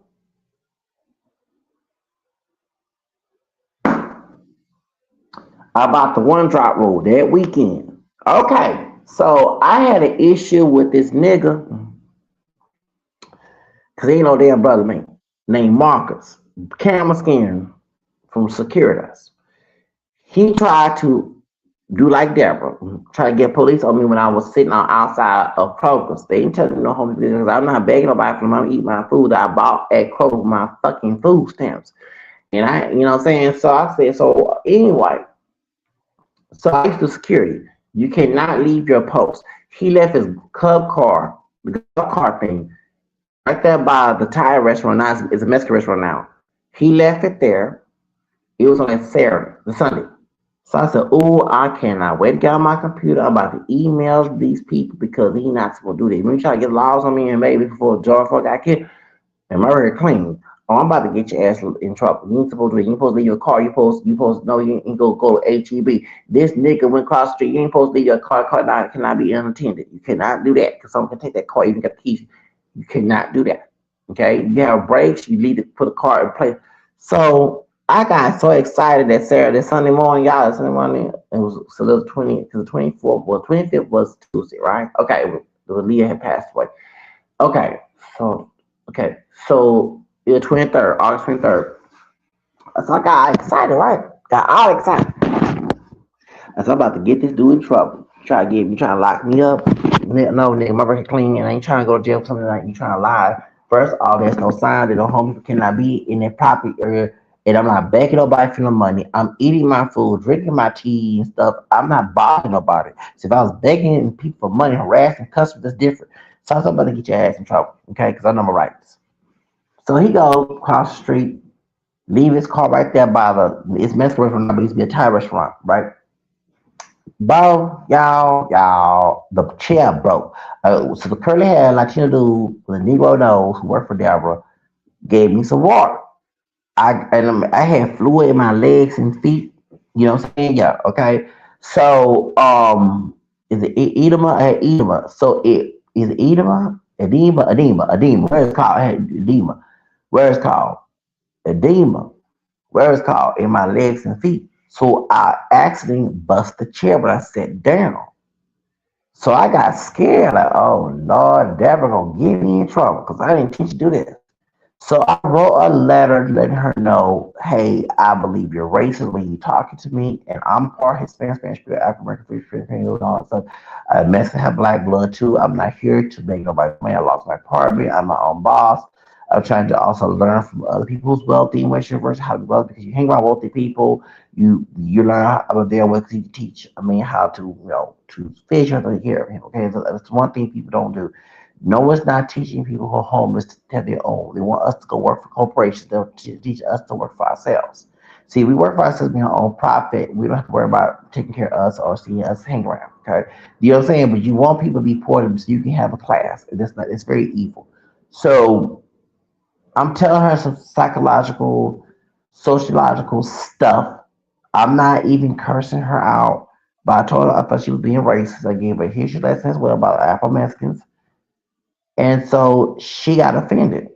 She didn't refute me because if I was in wrong, your ass could came and refute me and we look stupid. And so since I told her she was being racist, she did not refute me and say how wrong I was. She got the letter because it was handwritten. She changed it to cause problems with me and my homegirl and my other homegirl Creole. Lie. That's how evil she was. So then I emailed the CEO and I went on Facebook to expose Deborah in the homeless group that I was in on Facebook. And then that's when, so the next Tuesday was the 5th, the 25th, it was the 19-year anniversary of Aaliyah's death. I look at that with suspicion because when I told you they put voodoo on my porch on Aaliyah's 40th birthday a year ago, right? Okay.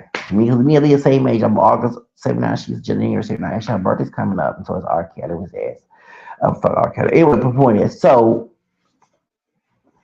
that Tuesday I go to another store. Some told me you're banned. I'm like, so Spirit tell like, nah, I ain't banned. Let me stop thinking negative. I come there and I asked my homegirl. I said, well, what they say? Well, they said you can't be on the premises no more. What? So I told people on Facebook about it. Then I emailed the CEO, and then so she got in trouble. So I'm at another Starbucks. Weeks later, it is one of Danielle Trout's properties because she's a store manager, this manager. And I see her. That's the one who like Lola Jones. You know what I'm saying? She divides white, but she has some black and with that curly ass, nappy ass hair. So anyway, okay. So she did the manager, and she sees me at And I said, I want to talk to something like that. Well, you told me about we're racist, something like that. And I'm like, first off, can we not discuss this from a customer? I said to the district manager, like, can we not discuss this? It's unprofessional. And it was at the Kirby location on, but before you get the business there, okay. And so I said, can we talk outside? So, and she was saying, I can give you some places. First of all, you was not banned. We had to have a meeting for you to be banned. And Deborah told me she was trying to cut. I said, Deborah did not. That's a lie. So somebody lying. And she said, we told you to leave, but we didn't ban you. I said, I was told I was banned from the store. Then she said, so then we had a meeting, and I told her my own boss, told her about what happened. I didn't even tell her the R. Kelly part, but I was telling her that I'm trying to get, trying to make my own money online, have my own business. I'm not trying to bother nobody. The reason why I'm going to these places going because I'm trying to make money online, so I can get my hotel and all that, have my own business. And so then, and that's try to say, I should say, well, this is the thing. You cannot have your stuff on the store. I already get away with this and that, but you can have it in the store. She didn't say outside the store. She said inside. So that's why the bags in the store. So I like, well, I'm gonna have to go to other Starbucks where she don't manage. When I see a car say don't say Danielle as a manager, store manager, this manager, I'm not going. Okay, because I don't want no problems with her. So other Starbucks didn't have a problem bringing my stuff because it was managed by her. Okay. So, but I got tired of wasting bus money when I'm down the area. So what happened was I went to Kroger's on South Main and I fought for my right to spend. Here we go. A race like you do, Robert Ortega, trying to get me banned. But I went and told the CEO, Rodney, a Kroger, baby, it stopped that mess. 'Cause you know what I'm saying? I'm like, and then he used to get this nigga who was secure also red. I'm like, y'all really want to lose your job? Y'all really want to lose your job? And I'm African American and Hispanic, Spanish Creole. I'm gonna get both the cotton in my head thinking and it was white folks who was stealing in the store. Okay, and I mean racist, it were. Those who had money, those who worked for medical center and Kroger's on side. Y'all, I kid you not. If you of color stealing money, steal there too. But I don't steal. You over there bothering me. I'm using my computer to say my prayers. I'm trying to make my own content, make money. You're gonna sit here and pick on me. I'm like, who are these people? I said, don't worry. Keep on fucking me. I'm gonna find a way to get you. I'll tell the Department of Safety on you, Department of Justice on you, or the Department of Safety with Security. Now tell the CEO. I got the white man in charge. It's always a good white person. I don't know what it is. The white man in charge, proud of me being in the store. But the Spanish man, I didn't understand why your ass gonna try to override that white man. I don't know what it is. There's a white woman they said she was a Karen. She had no problem being in Kroger, sure didn't. But you had a nigga, okay, and I did say nigga from Nigeria who trying to start some shit with me, who was a security officer. Yeah, I said, y'all really want me to get y'all fired? Because I will tell them folks, leave me alone. I'm not here stealing. I've been coming to the store when I used to do security and work other places. I'm the same person. Just because I lost apartment does not make me a criminal. Okay? And it wasn't until I thought about taking my life. Why would I want, you know what I'm saying? Y'all so dumb. But if a hurricane knocks ass apartments in your house, I'm not giving a damn about what happened to your ass. Thank you. In FEMA, I did do tell the customer from FEMA one time doing Hurricane Harvey, and you had to have income with people with money who didn't have insurance for the house trying to get FEMA. So if you fucked up your damn, don't come fuck me up. I got a situation going on. I'm trying to get out. Your ass trying to play game, but okay, it's survival. I'm about to take you down. Okay, leave me alone. I'm not here to bother nobody. There's people out here stealing stuff. Y'all ain't still harassing me. You harassing them, but you harassing me because I ain't get a damn. And I kid you not, like I say, y'all, That's why, and I got right. I said, "What is?" I'm not trying to be anti-Hispanic. I was like Hispanic, Louisiana Spanish girl, but like, what is some of these Latino want to be so automotive will break the rules to do? Because they were like that. I said, "Okay, I'll finally slow your ass down. Trust me." And Nigeria tell like, y'all ready? I'll get your ass out of your job. Leave me alone. I don't do anything wrong. Only God mess with me. Leave me alone. I know how to get you in trouble. Okay? If you want to lose your job, mess with me, don't do it. So, anyway, so I'm like in my head, all these folks that stealing in the store, you're bothering me. I'm not here bothering nobody. I buy my shit when people give me money. I'm a customer. Just because I lost my damn apartment, I should not be treated like I'm not human. That's why I would hurt half that, even Hurricane Harvey. And remember, I got evicted 2 years after Hurricane Harvey. But I didn't feel sorry for people because I know some people have nasty attitudes, in my opinion, not those who don't. You deserve your house fucked up. Leave people alone who are not bothering you just because they lost their apartment. They're not begging you on the street. They're not doing you dirty, not stealing. If they're a good person that happen to be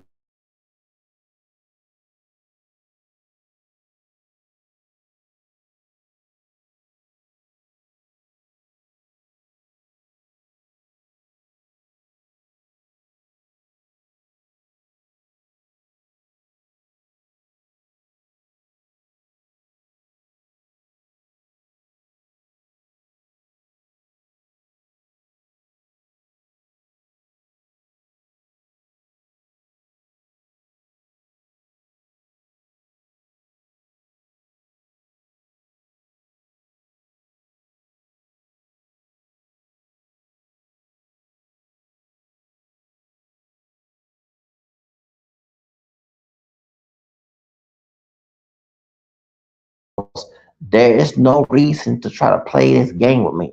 And I got Robert Ortega out his damn job. I mean, when I left, I got my apartment. I guess due to my complaints, he got in trouble with someone else, and he lost his job. It was not worth it. Okay, wasn't worth it. I'm not bothering y'all. Leave me alone, right?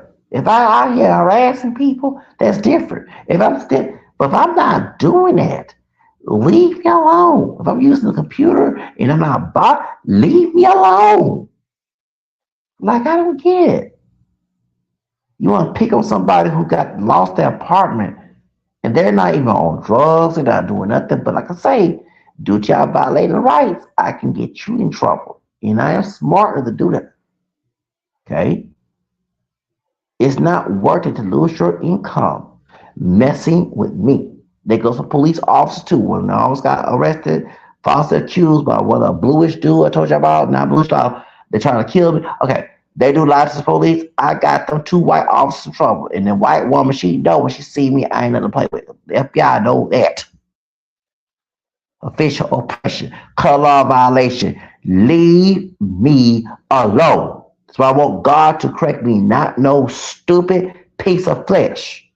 Proverbs 9:7-9. Okay, it said not okay. You're right. I like be correct because people are unjust with their correction.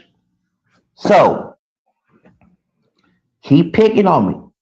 All I gotta do is get you in some situation. I ain't gotta do anything physical to you. Okay. Okay, you'll learn your lesson, mess with me, and try to blame you. Don't blame yourself. You should have left me alone. So Deborah don't know that me. Don't know my part of me, excuse me. So we have a good Latino guy that worked at the welfare place, and he helped me out get my food stamps. So I didn't have a phone due to some bitch that stole my phone. So I told one of the white women, I said, "Well, I know I cannot bring my stuff inside, but can I have it in the patio?" Because Danielle didn't tell me I cannot have it on the patio. She said specifically inside. So Deborah comes mean. Zach, this is the last time we discuss it. You can't have that right out of property. Now she came mean. Y'all gotta keep my cool. Baby, if I had a pussy and tits, born a woman, I would broke the law. She lucky I have a dick. I would grab that bitch and we would fight on 59. Okay, it was okay, baby. I'll grab her by her hair. She ain't got no weave in there. Okay, baby, come. She came at me with aggression. Okay, not professional. And y'all, what I had to, I left on my own. I'm saying I'm the reason why I'm here. I'm checking my food stamps so I can go buy stuff at the store and get something to eat. That's how this crazy bitch was. We gotta bring my stuff with me because I want my stuff to get stolen. But that's okay. Since I emailed the CEO on her ass again, she got in trouble. Then my homegirl who used to work there, like a white girl, she Creole, she told me and light skinned dudes, y'all be careful coming over here. But she did y'all come back because she's trying to plot to set you up. And I said, well, it's okay. Well, all I gotta do, because I was watching my back with her, all I gotta do is tell the FBI because it's a color law violation. Whoever the arresting officer will get in trouble for this false report against me, and they'll get in trouble for color law violation and official oppression. See, and that's saying those police officers don't want to take their life. A lot of them take their life because they have the guilty conscience of breaking the law as a law enforcement. Then you abuse your authority, you will have an eat up conscience because your conscience is telling you they're wrong, and it will affect your life.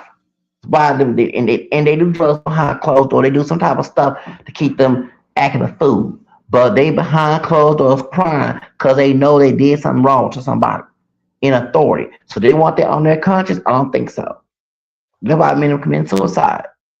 So, like I say, I said, okay, all I gotta do is put an FBI report on this bitch, and she will not have a job. She'll be locked up, make a false report. Because one thing I do, I don't play the slave role. I don't think like a slave that's scared. And I'm not, no offense to any Hispanics, I'm Hispanic, Louisiana Hispanic. I'm not scared of Mexican. This a light skinned bitch, light skinned nigga, okay? This a light skinned Spanish and African indigenous nigga trying to set me up. She might not look like a black person, but she got black in her, okay? White folks, my white Anglo-Saxon cousin who race don't even want her ass in this country. Even used to be Mexico, okay? Before the Alamo. Don't even want her here. So I don't think she won't play that game with me. Because I don't play a slave role. I am uppity, okay? I grew up in the class. Maybe these other niggas who actually saying LBA who scared of her, but this Afro speak me. Talking about me being Afro speak, Spanish Creole, African American, French, English, I'm not scared of a Mexican, okay? Both of us got Hispanic roots. Hers from Mexico, mine's from Louisiana. I'm not scared of her. And she part black. She ain't black American, but she part Afro-Mexican black. Besides this decent Hispanic, okay? That's why the racist folks who white don't want her ass because her bloodline is fucked over. Okay? She's stupid trying to mess with me because I'll give her. She forgot about Matanza, Gasling, Bath, Operation WICK 1954. She forgot about Joe Torres. Does she? No offense to Joe Torres' family, but does she want to interfere? See, the girl forgot she ain't no damn white girl. Okay? She part Spain, but ain't gonna look like no damn white woman. If she was no better, she was not gonna be a damn maid. She don't like no damn white woman. Okay, and the labella. Okay, it's what it is. So I don't think she want to mess with me because I don't have that slave mode mentality. Scared of her, bitch. You part Spanish and black. You a higher nigga cross the damn border. And you were born here, if you know what I mean. You don't scare me. Make a false report and I'll find anything about you. You will get your Afro-Mexicana nigga wake up. Okay? Because you don't look like a damn white woman. And you ain't gonna play a carrying game with me because you lighter than I am. It's not gonna happen. I'm part Hispanic too. I got a carry. I got a fourth grandmother who's white. Her pussy could trip my grandmother on my mom's side, and my mama and my great grandpa red, and his daddy and his daddy. Okay, my fourth grandmama pussy who white could trip me. I have care, so I'm not scared of her. Maybe some other African person scared of her, but I'm not. And she make a false report. All I gotta do is FBI on her ass, and she know that she is someone of color. Do you know most Latinos get shot by police? Do you know Latinos get exonerated? Don't exonerate me like Judge Gonzalez in California and in Arizona, bitch. You in Arizona? What's that name? What's that dude name? God dog. The white man. Joe Apiro. Joe Apiro arrested her ass for being Mexican. Okay, when he was a police officer. So I don't think in this Trump administration she bet not do that because she knows she has someone of color. She forgot her damn roots. Shit, she ain't no damn white woman. I don't care if she put white in her application. She always be a descendant of Africans and Spaniards and these from Mexico, that caste system. Okay? So I know. So try to make a false report, bitch. I make your ass like that. One thing on my reports, I don't damn lie. Cause that's perjury. Your ass get in trouble for perjury. Your bitch ass get called the B word by the white folks in Harris County who don't like Mexicans or black people. It's not my damn fault. Do not even dare do it. You forgot your fucking history. Crazy bitch. Anyway, I'm sorry, but I don't play because it gets on my nerve when I hear cotton picking, accurate saying dumb plantation, feed my ass trying to warn me about that shit. Like, but you ready to fight another brother, sister, accurate, but you ain't worried about no white race or no wanna be white, but ain't no white mixed Spanish, black Latina. You scared of her because she don't look black. I don't think so. And now my turn, and since I am part Hispanic, my grandpa Olmsted Real changed to Rouse on. Parents born in Louisiana, he was born in Texas. He had a Spanish last name. It was changed to Rouse later on. His dick contributed here, and I'm an Afro speaker, don't take no shit. And I ain't scared of her. So she thought I was scared of her. Baby, I'll put a report on your ass, and I don't lie, I don't play no perjury. But if you play perjury with me, try to make a false report, your bitch ass be locked up in there on prison. And they do lock up Latinos and exonerate them. It ain't just African Americans to get locked up, exonerated, and shot up. It's a bunch of stories of Latinos. She forgot her damn history. Matanza has not ended yet. It's still going on, baby. That's right. She forgot her damn history, thinking that she a white girl. Bitch, you ain't no damn white. Why can't they put it on your damn application? You will always be a descendant of Spaniards and indigenous and Afro Mexicans wherever you go in life because what for they dick and pussy, your bitch ass wouldn't be here. Thank you. I said Deborah Masarigos. I said her fucking name for her. Thank you. Don't ever your fucking like try to set me a bitch because I'll get your ass in trouble for making a false report and your ass gonna get your Afro Latina nigga wake up. When I say Afro, I'm talking about your mixed bloodline. I know you don't look black, but a black person in Mexico besides Spanish and indigenous contribute your ass to be here. Okay? 1,000 some years ago. It doesn't matter. They dicky pussies by your family still alive. Thank you. Crazy bitch. Anyway, I'm sorry, but I don't like racist Latinos who think they're white. Y'all forget we're part white. Black Americans, we have European roots too.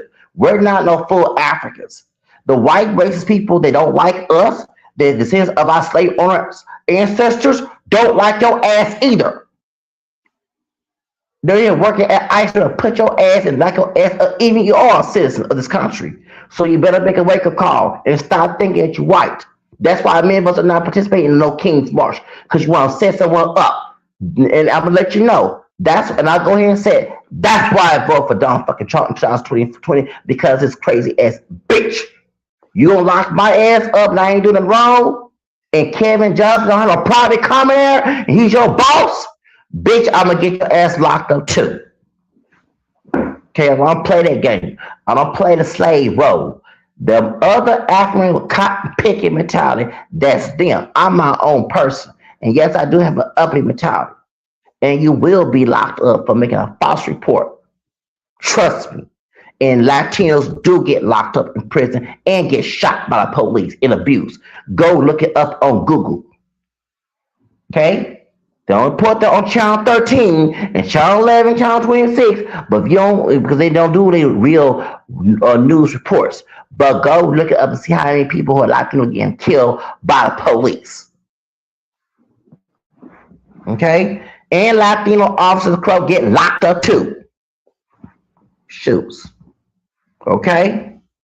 Forgot they damn history about Jim Crow, about when they used to have the Klan being the Border Patrol lynching Latino. They forgot their history. Who is not teaching in their history? Trying to play Karen to a cop, baby. I get that officer locked up for official oppression and a color law violation and get your ass locked up for making a false report. Because perjury is making a false report and lying to the officer is a crime. You will be locked up since you are of color, bitch. You don't look like a damn white woman. And like I say, if they put your bitch ass in the telenovela, your ass will be a fucking maid because you don't look like a damn white woman. Okay? Thank you. Can't pass for no Spanish woman, baby. Please. Shoot, a woman from a white woman from Spain. You better know who the fuck you are, baby. Forgot where you came from. I ain't forgot my baby. I did my ancestors, still doing it. Cause you gotta know where you come from, where you going. And I am that Afro spick who don't take no shit. I'm part Hispanic too, bitch. But mine's from Louisiana, yours from Mexico. Trust me. I am that bell pepper, that hot spicy bell pepper, and that gumbo who don't play. Don't play a cop picking sharp against me, baby. And thank you. Okay? Yeah, I have Hispanic blood too, baby. Okay? I have Conquistador in my blood too, bitch. Don't let that fool you. Think she better because I look more on the African side. Don't let my piel morena fool you, baby. Mi piel morena, don't let it fool you, baby. Ese mi sangre mixta también. And I don't think the bitch speaks Spanish. Puta. Anyway, let me get back to the subject. Imagine you get to go there trying to make a false report, but I already had said, okay, bitch, let me tell you, FBI on your ass be locked up because you noticed you committed a crime. You already forged my letter. You forged my letter to you and lied to people at the store. You unethical because you was telling you never done that shit. But it's funny, the store is closed and your ass don't have a place to go work at. Maybe some other Starbucks, but I don't think your reputation is gonna be good to work there. Okay? So I don't play that little mess. I don't have a victim mentality. When I hit the streets and read law attraction books, it tells you get rid of the fucking victim mentality. It doesn't say in the cuss word. And that's why I fight what I do. You set my ass up, bitch. You don't wish you never did.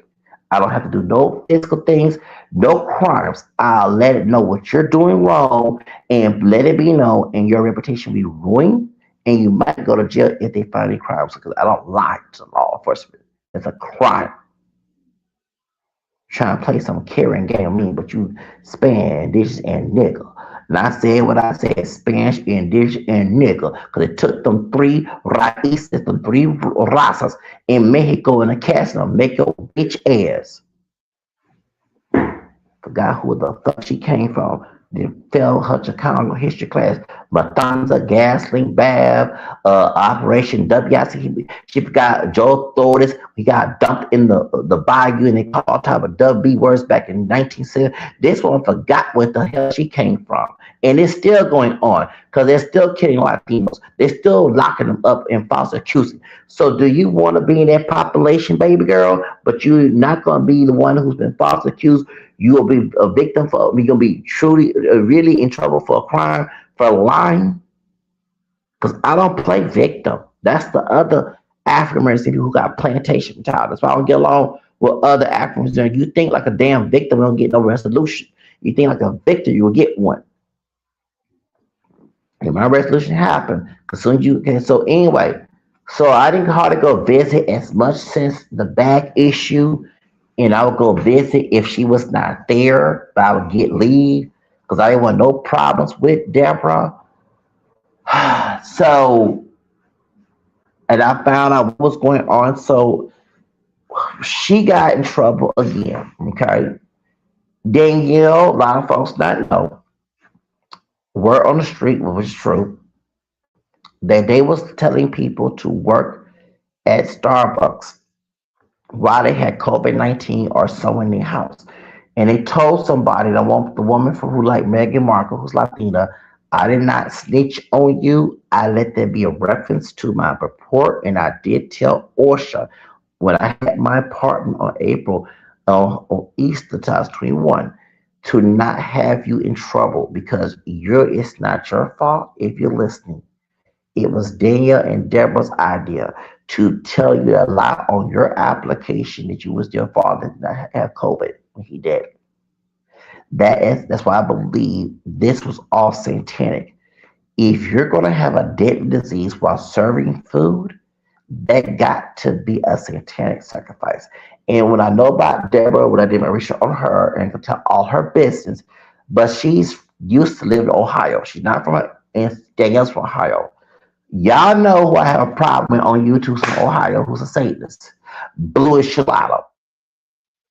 So, and then I found out the stalker from Arizona, who's from Detroit, I can say his name, who died of Judge Gonzalez 3 years ago. He used to live in Ohio. Ohio had a lot of Satanists. We already know about the funeral home owned by Satanists. It was the African in Cleveland. Okay, I'm not going to detail yeah. It's a lot of Satanists in Ohio. There's a lot of missing people, missing children. Ohio is even other Satanists that I saw on TikTok even said that they are worse than the Satanists and they don't fool with them. That's how deep Ohio is. That's why I believe when Deborah Danielle told the Spanish woman like Meghan Markle to lie that she didn't have COVID-19 or no one, because when you do reports, you cannot sit here and lie. They told her a lie so she continued to work there. And there was other people coming with COVID at this location. So you had people working there that had COVID or they're staying with somebody that has COVID, which is a deadly disease. And you know, since my freedom was attacked, was violated, my rights were violated at this store, I did tell. But my target was Deborah and Danielle got fired. Okay, I want everyone to know that Danielle got fired. So I heard Deborah did, but I found she did not get fired. And I did go visit the store when she was not there when I had my apartment. Go visit my homegirl. I did a job. Yeah, the last job I had, y'all, I did work temporarily in 2021 to get some money coming in. And I did work as I did some entertainment. Did a haunted house, 13th floor. And then I worked at the, we call it a movie extra and for this Indian movie in University of Houston. So I went there. I stopped by at Starbucks and I told them, "You look good. You're all clean up." So I got my apartment and I was telling my homegirl, she said, Deborah, she's not here. And you're not bad at but she said said she was sorry. I'm like, whatever. She was sorry because she did. And she admitted she did change the letter. She did. That was unethical of her. So I ain't seen Deborah for a long time, and I visited the store again in 2022 on Easter. And so, like I say, I just did not go there because of the energy of this store. And then I didn't really report on it disposed because I got tired of my apartment thing. But imagine that you ain't doing it wrong. This woman trying to set you up with the law and like I say, this is why a lot of African people don't support the No Kings March because of stuff like this. Not all Latinos like this, but this is the reason why. Okay? This is the reason why. When you got some Latinos who make the population terrible, acting like white supremacists, but cannot complain about when you're doing it, what's happened to you. So Danielle got fired. They said Bert Smith. That's the African guy, and he's from New Orleans. I did I did research on y'all. I sure did. Um, Wilbur is his real name, Wilbur Smith. So y'all know the stalker who doxed me and lied at the same time. He and I don't understand why he would use the video from the homeless rights group on Facebook as an attack on me, but I do. And I cannot mention the stalker's name from Arizona who lives in Detroit because of that false fire protection order. The stupid pendeja puta Gonzalez did. So I'm gonna talk around it like Mariah Carey do with Jennifer Lopez. The reason why I did bring up Bert Smith. Now Bert don't have ties in Detroit, I know, but he has ties in New Orleans. So he had darker skin pre 910. He's a former vet. He has when I lost my apartment the second time, He had seen me in other stores and did not say nothing to me. Okay. So I didn't understand why with Deborah. Okay. So Bert Smith didn't see me, saw me at the what's the Westheimer and Shepherd location right there before West Alabama.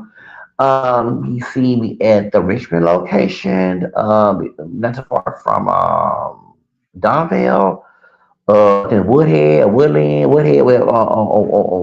Well, he see me another and did not say shit to me. So I didn't understand. So what happened, y'all? Um, I went to Starbucks early morning and some people helped me out. Okay, so January, because I'm gonna start going to Starbucks, but I didn't hang out there because of Deborah. I just get my hot water and make my own tea and coffee and go. Okay, and I didn't bother nobody. And Deborah saw me, and I didn't talk to her, and she didn't talk to me. Okay, so I kept my distance from Deborah. Okay, um, so and we did talk, not talk as in terms of when she's ordering me my water, right? That's all. Okay, so I kept my distance from her. I'll leave my stuff on the sidewalk, so I see nothing. Okay, so what happened was when this white girl that I do believe that has been my stalker, this white woman named Melissa McVeigh, I'm gonna say her name because she did commit a crime against me. When I was dealing with issues with the food stamps people, and I didn't have nothing, and I prayed and prayed and prayed. And this white woman come out, I know she was homeless. She said, you're homeless? Well, I can go get you some food. Oh, she bought the stuff because then she come down and she was a thief. She got her food stamps, and then she did not know about certain locations, with different locations, get some food and stuff.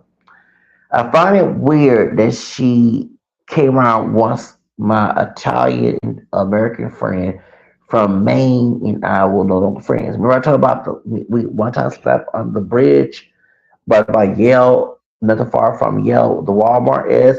Okay, what about you? And I almost felt like I was about to get killed that night. Okay, back in November. Okay, she came around right after I cussed him out. He was actually one of the members of Joe Osteen's church. All right, so I find it weird when I cussed him out with no longer friends. She came out of nowhere, and so she started hanging around, and you know, we went with a white man, gave me was he a light skinned Hispanic? I don't know, bald head. He gave me a Target gift card for me, when I was homeless, and we went to Target together. I bought her so she helped me out, and so I didn't have no problem with this girl. So what happened was she when my homegirl worked at Walgreens, she stole stuff there. I told her she stole from my homegirl. My homegirl don't bring her hair anymore. That she can't handle me. So back in January of 2024. So I had my stuff outside because they said we can have all our possessions upstairs in the basket. So I kept it there. And out of revenge, this bitch stole my stuff. And y'all know I researched her and found out who she was. And I found out she had records online of theft. And she's from Missouri County. I don't want to talk too much how I believe she's connected to that stalker because I mentioned the county's information. Because I know the stalker, I know about your business, and I told everybody your business to the law enforcement. If you listen to, okay, stop faking your name. Okay, and last name you share with Bert. Okay, all I gotta say, I ain't doctor. We all know your name. Okay, thank you. And I told law enforcement about that too. And your name live some other place in Texas. You want to come kill me like you tried to do when I was in my apartment. That's why you use that video of Deborah, because 19 you relate to Bert. And I do believe, and Bert does live in Missouri County. Oh, I know Bert. Information. Talking about Wilbert Smith. He's from New Orleans, and I know his information of that. So why is this white woman from the same area? She can be arrested in 2003. She got arrested in 2013. She born in 1983, so she turned 40 years old. She has a mixed race child. Her son, who's older, who's adult, who's part Mexican. Her dad, baby dad, part white. I mean, do not want to do with his mammy. The bitch I took a picture of that was stalking me out in my thread. That bitch, yeah, her. Why is she's coming from Missouri County and from what's Missouri City, which is oh dang it what's the Fort Bend County? Why this bitch is following me? And thank you. She stole my stuff, and I reported to the police. And she stole my stuff. She knew my food stamp day. When I would go shop at HEB, my stuff was outside Kroger. It got stolen again. I hardly had no clothes, y'all. I had to get more clothes. My luggage was gone. Y'all, yes.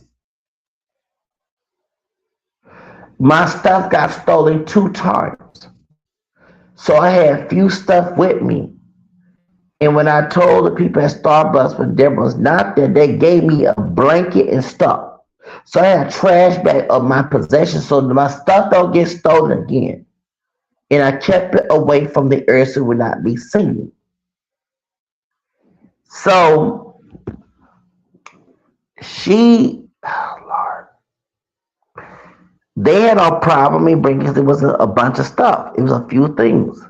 So she's had a meeting. So this is on her birthday's in February. I know Deborah's birthday. Baby, I did outreach on your bitch ass.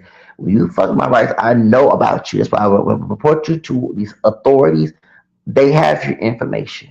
Because I can't mention certain names and fake names and stuff. They have to go by your real name when they look you up, right? So you just had your birthday that February of 2024. That means we're both 10 years apart. I turned 45, you turned 35. You went on vacation. So I was there a lot when you was on vacation. And the white gay man, tall gay man, he had no problem. He's the other manager below you. He had no problem bringing stuff in there. You were gone, baby. If he had problem, he would have told me not to bring this stuff. Shout out to that tall white gay man that works there. I mean, tell your business. But I know about you, okay? All right, all right. You cool. Okay, with the curly hair, wears hair long sometimes. He has more respect. He should be the store manager, not your little cotton shop picking ass who think you white.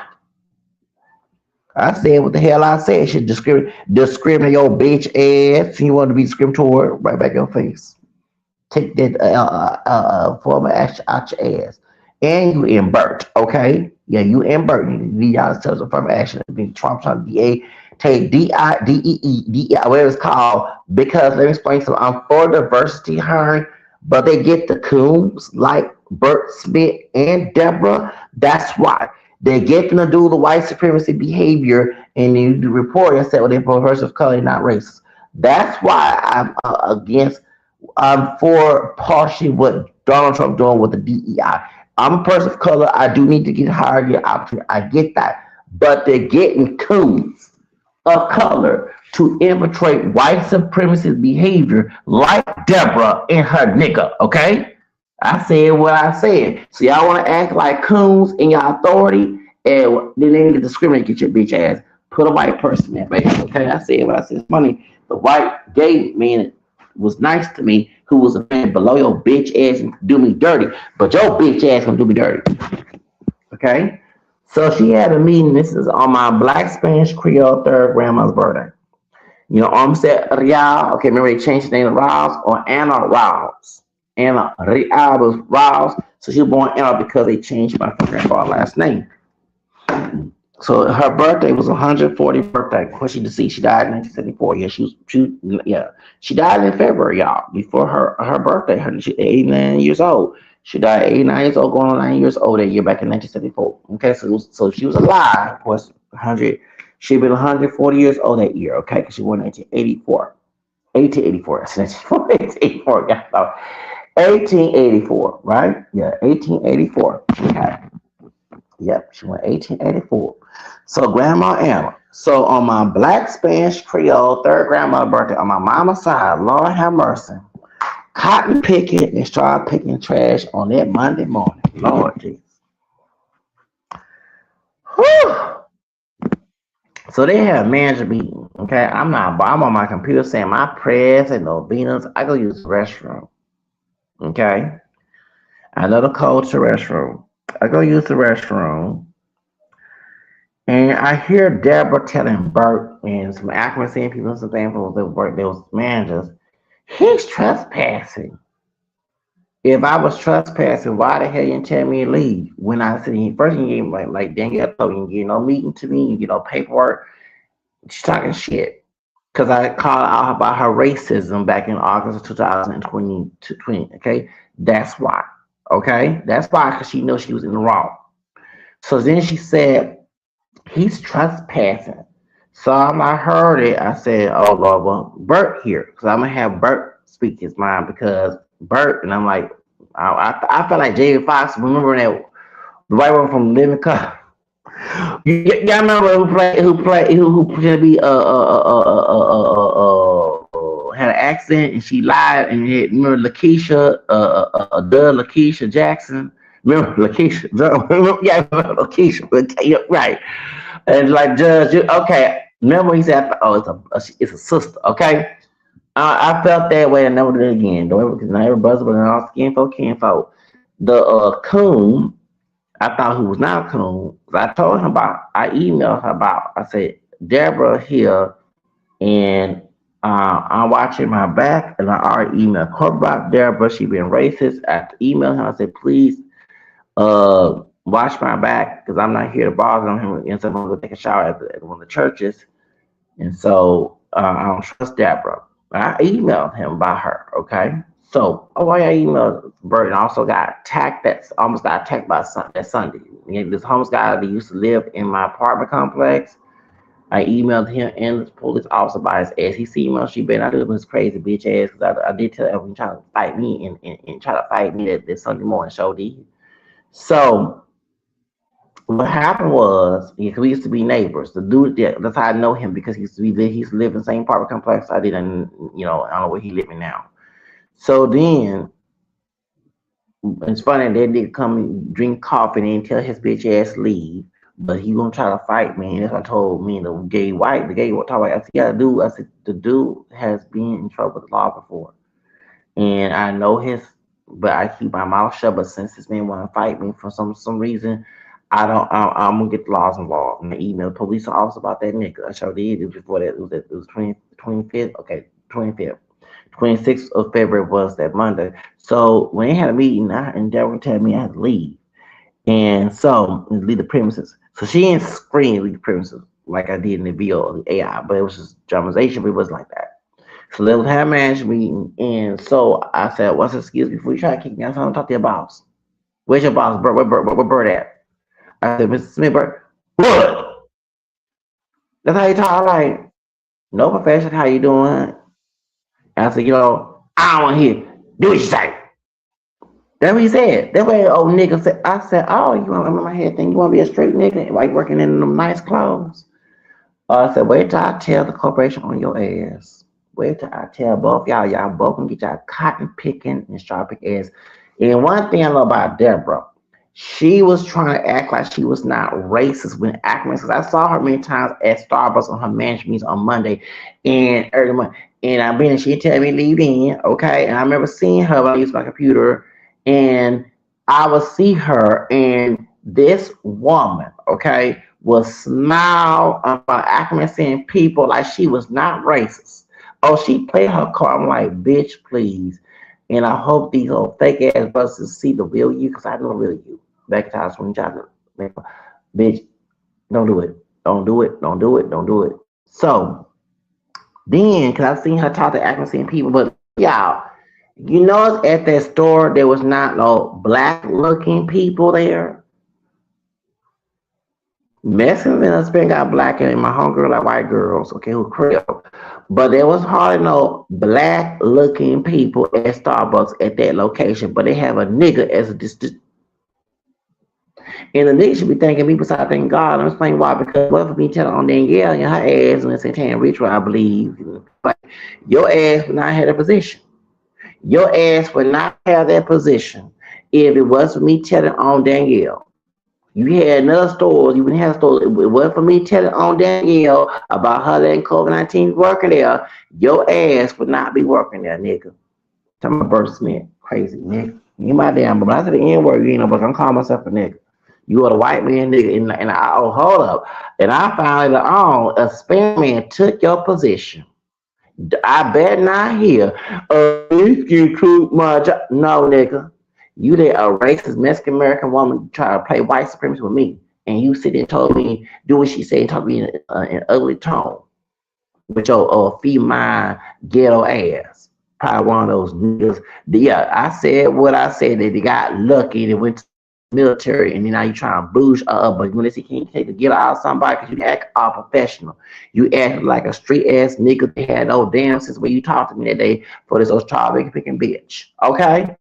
You ain't my damn brother, and you will never be my dad. I'll be worse than Cain. Do not call me your brother. You are, and so guess what? I found later on, a Span man took your damn position, and I'm glad Latinos took your. And do not come and talk about the Mexican kicking got that way, nigga. You let a racist Latino do me dirty.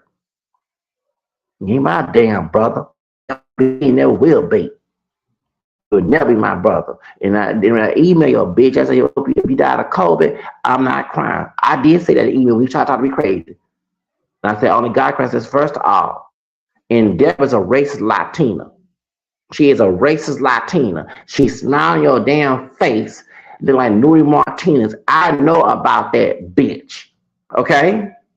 She playing game with you, but they did something to your bitch ass. Do not come to accuracy. You talking about don't be thinking like that away. No, nigga, you let a race Latino woman do me dirty, nigga, and it turned back and hurt your bitch ass. So don't come on YouTube or any other social talking about, oh, I had that store that gave it to a Hispanic.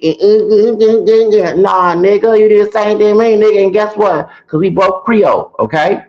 I don't know about you, but I got Hispanic blood too from Spain. So that's right, kiss my ass, my stick ass, because I don't give a damn about your ass getting discriminated by some because you let Hispanic woman discriminate me.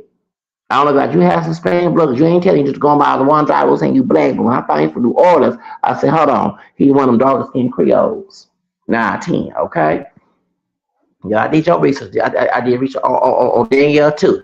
But I'm trying to be. I'm thinking about becoming a private investigator. I do need $300 to get to. It's an online class. A white man told me you pay $300 and go online and get your. Yeah, because I investigate people real good. I investigate R. Kelly, right? I ain't had to watch that damn tape. I ain't watching that child porn. But I knew. I said, hold up. R. Kelly lied in his dark skin. I know in the hell that was this dark skinned brother on that damn tape. Cause he not dark like Kitty Kelly. He caramel skin. He light tone, not that light, but he brown tone. Caramel. Okay, so that's how I know. Use my common sense. So if they took them stars away from your ass, okay, I don't want to hear, just like you said, I don't want to hear when Judge Garcia had me evicted. I don't want to hear them Hispanic folks took my job and it's FBA and we got to go come together. We got no friends. Nigga, you wasn't no friend. We let this racist Latino woman do me dirty. You was calling for that bitch. You know this bitch is racist. You already know my issue with her. If you know if they told you about it, I hope they told you after because some people lie. This woman's a racist Latina. You took up for that bitch. Okay? Both y'all damn niggas. She a light skinned one from her family across the damn board. You from Louisiana. You came out darker than both of us. I'm not that dark. Thank you. Call me cut. I don't give a damn crazy ass my damn brother over here sitting and let some racist Latin do me there and talk to me crazy. But I found out later on through the grapevine, a Spanish Latino took your position, and I'm glad he did. Don't come knock at my damn door talking about, oh, we brothers and we need to come together. No, hell the fuck no. You got what you deserve. Crazy ass nigga. And I called you, you ain't my damn brother and never will be. You in it, bitch. And she's a light skinned nigga from across the damn board with her Spanish Afro Mexican bloodline. She ain't no damn full on white Spaniard. And she looked more indigenous with some African blood in her DNA. She don't think because most Mexicans have black blood, and I know that damn dog secret. Okay? That's why the white folks who racist are white cousins, I want her ass here. Because her bloodline messed up. And I'm not saying messed because mine messed up too, but you know what I mean? Okay? She forgot who the hell she was. But I read her. So, ever since they disrespected me and banned me, and he did say he's gonna have a meeting with both of us, but I like, fuck it. I don't want to come back because after your first impression was very rude to me, why would I have a meeting with you when you're gonna side with her? Yes, right. But you didn't say nothing to me at the other stores you manage as a district manager. So I got your ass in trouble with this corporation too. And I did ask him, can I come back and never get an email back? So I said, no, I ain't gonna be set up. I don't want to go there and next thing I'm talking I'm trespassing when I don't have no paperwork telling me I am. Okay? So I know a little setup. Little dirty tricks. Yeah, but you can't outsmart a smart person, baby. And actually, I used a dirt on your bitch ass. And I did tell FBI on both your asses, particularly on there because she tried to make a false report on me. And I heard she was leaving that store, but unfortunately, I guess they brought her back. And guess what? A year later, and on September 12, 27, 2025, they closed the store down. And it's weird that you're going to sit here and try to act like that I was the bad person when this bitch tried to falsely accuse me to save her fucking job when she was wrong. And like I said, I don't forget damn if ICE soldiers, I'm not saying all Hispanics because I'm part Hispanic here, but I'm talking about the ones who are anti-black. ICE soldiers knock your bitch ass up, deserve what you get, okay? Because she tried to get the police on me, my record clean. I don't go and break laws, okay? And y'all know me, I don't want no human being correct. I don't care if they have a badge or not. Only God correct me. I don't want no stupid human being on this earth correct me. And I ain't trying to do, and we want to say that I'm not even trying to do anything wrong for your ass to correct me in the first place. You're just trying to make a problem for me because you're a personal issue. But like I say, the store got closed, and before the store got closed, they gave that store to a Hispanic Latino man. They didn't give it to your black ass. You're not pure black, okay? You're not in Creole from New Orleans. They gave it to Wilbur Smith. I'm talking to you, the district manager. I'm talking to your bitch ass, nigga. And I'm glad they did. Don't come if you see me act like I don't know your ass, and I want to hear, man, I work hard at the store, and they gave it to a Mexican, and good, nigga. I'm glad they did, nigga, because you always defend a racist Mexican did to me wrong, nigga. You ain't my damn brother, nigga. Shit. And I'm gonna say this too, and don't be harsh. I wish when they had Matanza, they had a black tree and a Mexican tree. Do you know, since I don't like you to the point that days I say to myself, I wish both y'all was on the bench of that damn tree. You and Deborah, how y'all disrespect me? Because I don't play victim. You gotta oppress me, oppression, have your bitch as karma, you get what the fuck you deserve. I'm not one of them brothers with slave nigga mentality. Well, I'm black, I'm not none of us up here black.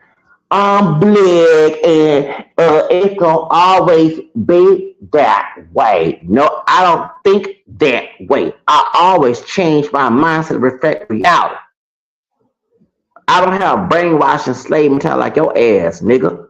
You think like a damn slave on a plantation. Have majority of actors sad to say not all, but I keep hearing this fever mind, no resolution, brainwashing shit. That's why we don't get no damn well. Y'all think like a damn winner. Okay? That's why I'm glad the store got closed. And remember, before it's all happened, when Damien was there and Danielle was the manager, before Deborah even stepped foot in that damn store, there was no problems with me in that location. It was Deborah who made an issue with me. And when that Saint is then that's when I believe that's why Lucifer was there at that location to cause some problem, a spiritual astral projection on astral projection spell on me and the other homeless guy because we ain't had our problems. And Deborah, even I saw some little behavior, she wasn't extreme, she kept it to herself. You get my point? There was no problem in that location with me until Deborah came there. Deborah made an issue with that. And it's funny, after I leave the store, don't come back, the store's damn closed. So who fault is it? Well, I wasn't there a long time ago, baby. I haven't been there since my third grandma Black Spanish Care 440th birthday 2 years ago, because it was announced I was 26. So who caused a problem at that store? Deborah, okay? With her bitch ass. And you, nigga, okay? Because you ain't my brother. Wilbur Smith will go up. I know your real name. I saw your LinkedIn. It's Wilbur Smith. Instead of putting Burt on them business cards. You. So y'all went forward. So my damn problem. In my podcast, probably reveal everything because people did that podcast. When right after I did a podcast about your ass. Y'all better leave me alone. If I'm not bothering you and doing nothing to you, but they was trying to make a false report on me. But the bitch forgot she ain't no damn full-blown white woman.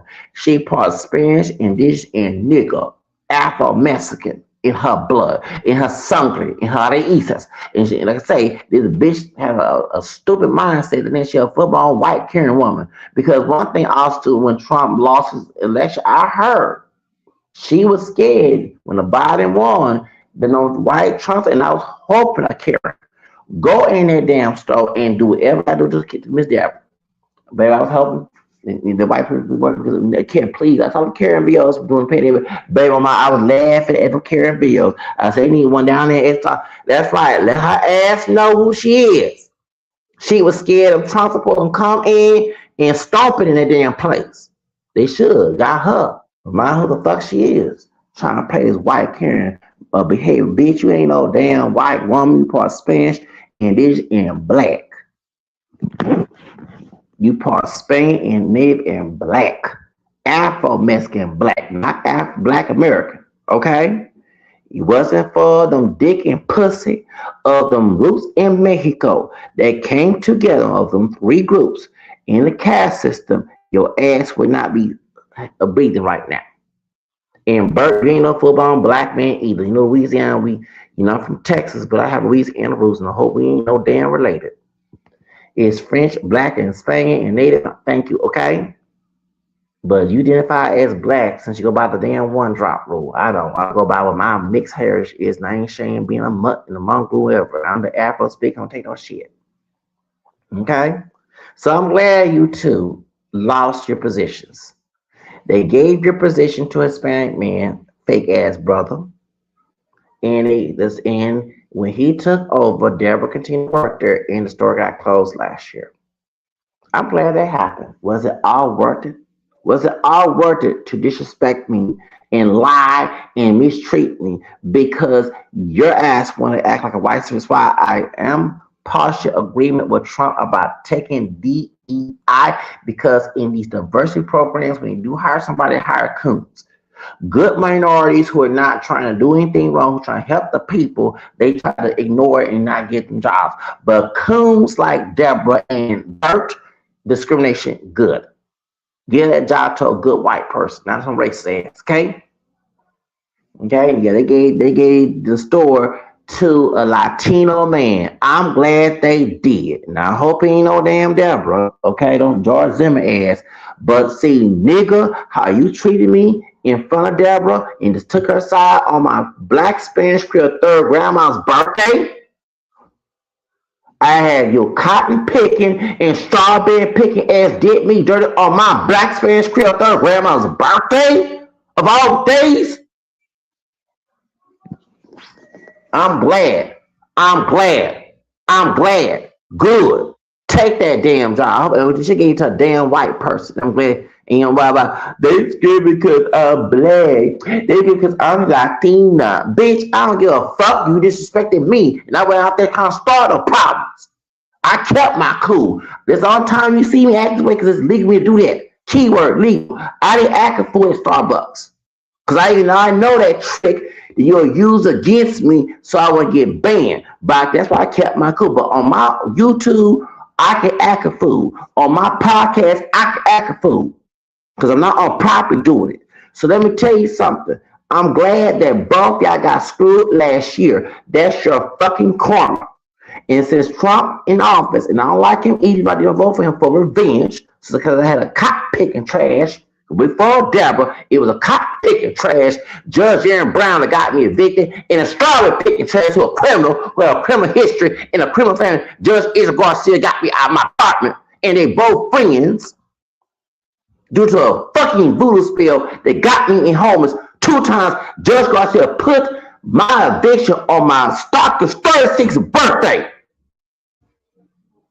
You didn't right put that orange man in office because it stops that DEI, diversity, equality bullshit that they hire coons of color, people of color being coons, not no good minorities. They'll stop this shit and remind you of your fucking history.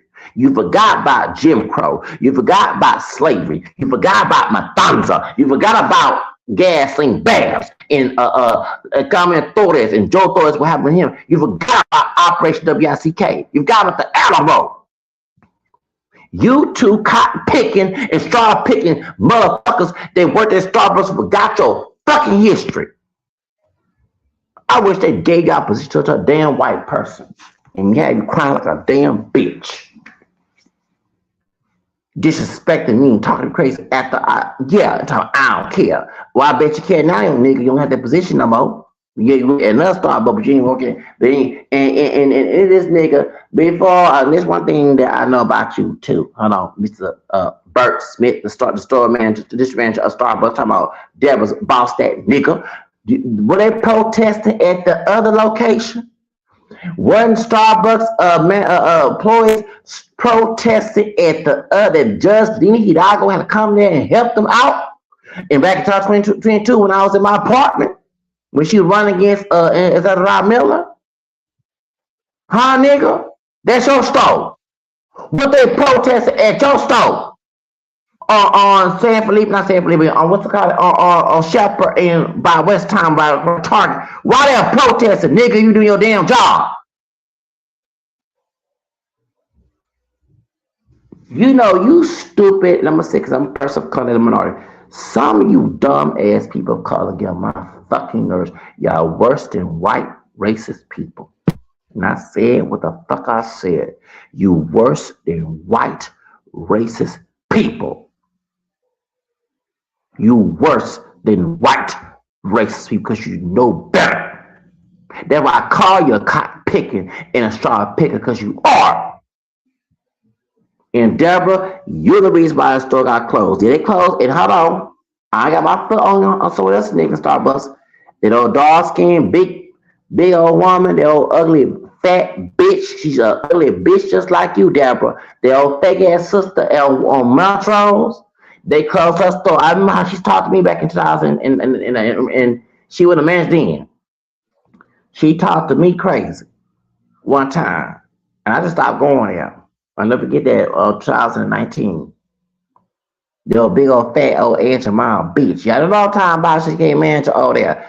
It's funny they closed y'all store down. Y'all want to act like a big old fat Aunt Mom bitch, act like the mean ass nigga, and act like start picking the mean Latina spitfire bitch. Why y'all like to play our stereotypes at work? Why you won't leave the stereotypes at home? You supposed to be professional at all times, unqualified for these white folks. You ain't supposed to be acting all brute. Cause y'all, all three y'all act like a damn brute. You want to act like you a Latina spitfire, a feisty Latina, and the other one, the sister gal, a dog one, want to act like a mean black woman, Aunt your mama, and you, Bert Smith, want to act like the mean nigga. A brute. Y'all ain't start chipping out, all three y'all. All three y'all of color. That's why I don't mind Trump taking diversity, equality, whatever, because some of these dumb people of color like yourself want to infiltrate white supremacy and get away with it because you have of color. But no, ain't gonna play this game. Oh, when they do take the DEI and get it back, because I do believe they should let minorities come in because people discriminate. You won't forget your history next time. Okay? You treat somebody with respect now, who ain't out here breaking rules, who ain't trying to be a menace to society, who went through a hard time, who got cursed in a voodoo curse. And since you're from New Orleans, Mr. Wilbur Smith, you should know what I'm talking about. I'm not saying you do voodoo, but you probably know what I'm talking about. The doctor's birthday was on my second eviction, 36th birthday. Judge Agent Garcia, and he's a criminal too. He has been right here. Agent Garcia, I can't stand his bitch ass. When he was a sheriff, let Ezra Garcia, when he was a lawyer before he became a county JP judge, he was going in and out of jail. He has a lot of allegations. His family used to sell dope, drug trafficking from Mexico. Yes, they did. His brother being locked up. He been locked up. He stole money when he was a lawyer. This is a judge that got me kicked out of my apartment. Picked the jury because he picked the jury up there because I asked for jury. He been and people reported his ass, and that's why he lost his election 2 years ago, 2024. And see, you know what I'm saying? If these people corrupt, kicking me out of the apartment, you don't think that I'm not the one doing it? And I was trying my best not to commit suicide. I never thought I'd be homeless in my 40s. Never thought that. Grew up middle class, so before anybody starts saying you want me home, no, the fuck I don't. But for Deborah and Wilbur Smith to do me dirty, like I say, whatever comes to you happens, I'm not gonna shed a fucking tear. If of these white folks who are racist in this Trump administration do you fucking dirty and remind you of Jim Crow, Matanza, Gassing Bass, Operation DBICK, slavery, and all that other shit that happened years ago, let me tell you something. I don't care what happens to you, okay? You thought that I had feeble victim mentality. No, I don't. You don't deserve to have those opportunities as a person of color to do this infiltration on people and lie, deceive people. You don't deserve that. You're supposed to have integrity and ethics. The way y'all talk to me and treat me like that, like I say, well, I wish instead of giving a position to a Hispanic guy, they took your position. I wish they gave it to a white person. I do. It makes sense. Because I'm not saying white people are all angels, but it will teach you a lesson that you're a person of color, no matter what you think yourself as. Don't forget your heritage or your roots when you're on that damn job. You ain't better nobody. Y'all both picking cotton strawberries. You are. Okay? And Deborah, if you listen, bitch, I hope you hear it too. And bitch, I'm not scared of you. I'm not making no threats. I'm talking about on a spiritual level. Okay? Because one thing I don't do, I would never go commit a crime. You just look at my female, because if I was a female, I probably would do it. Because women do fight. You see bad girls bad. When you came at me in September 2020 and yelled at me in the store like you want to fight me, you lucky I don't have a tits and pussy, because if I did, bitch, it'd be worse than Natalie Nunn, Bad Girls Baddies, okay? On Zeus Network, okay? But since I'm in, I ain't trying to be Ike Turner, okay? And I do love me some Tina Turner, okay? Because I kept my cool and I left. All I do was checking my food stamps so I could go shop. Like I say, whatever happens to y'all bitches, you too, Bert, and you, Deborah, who are fucking of color, when whoever happens to your bitch ass in this fucking racist Trump administration, I don't give a fuck what happens. You deserve what comes with it. And I said what the fuck I said.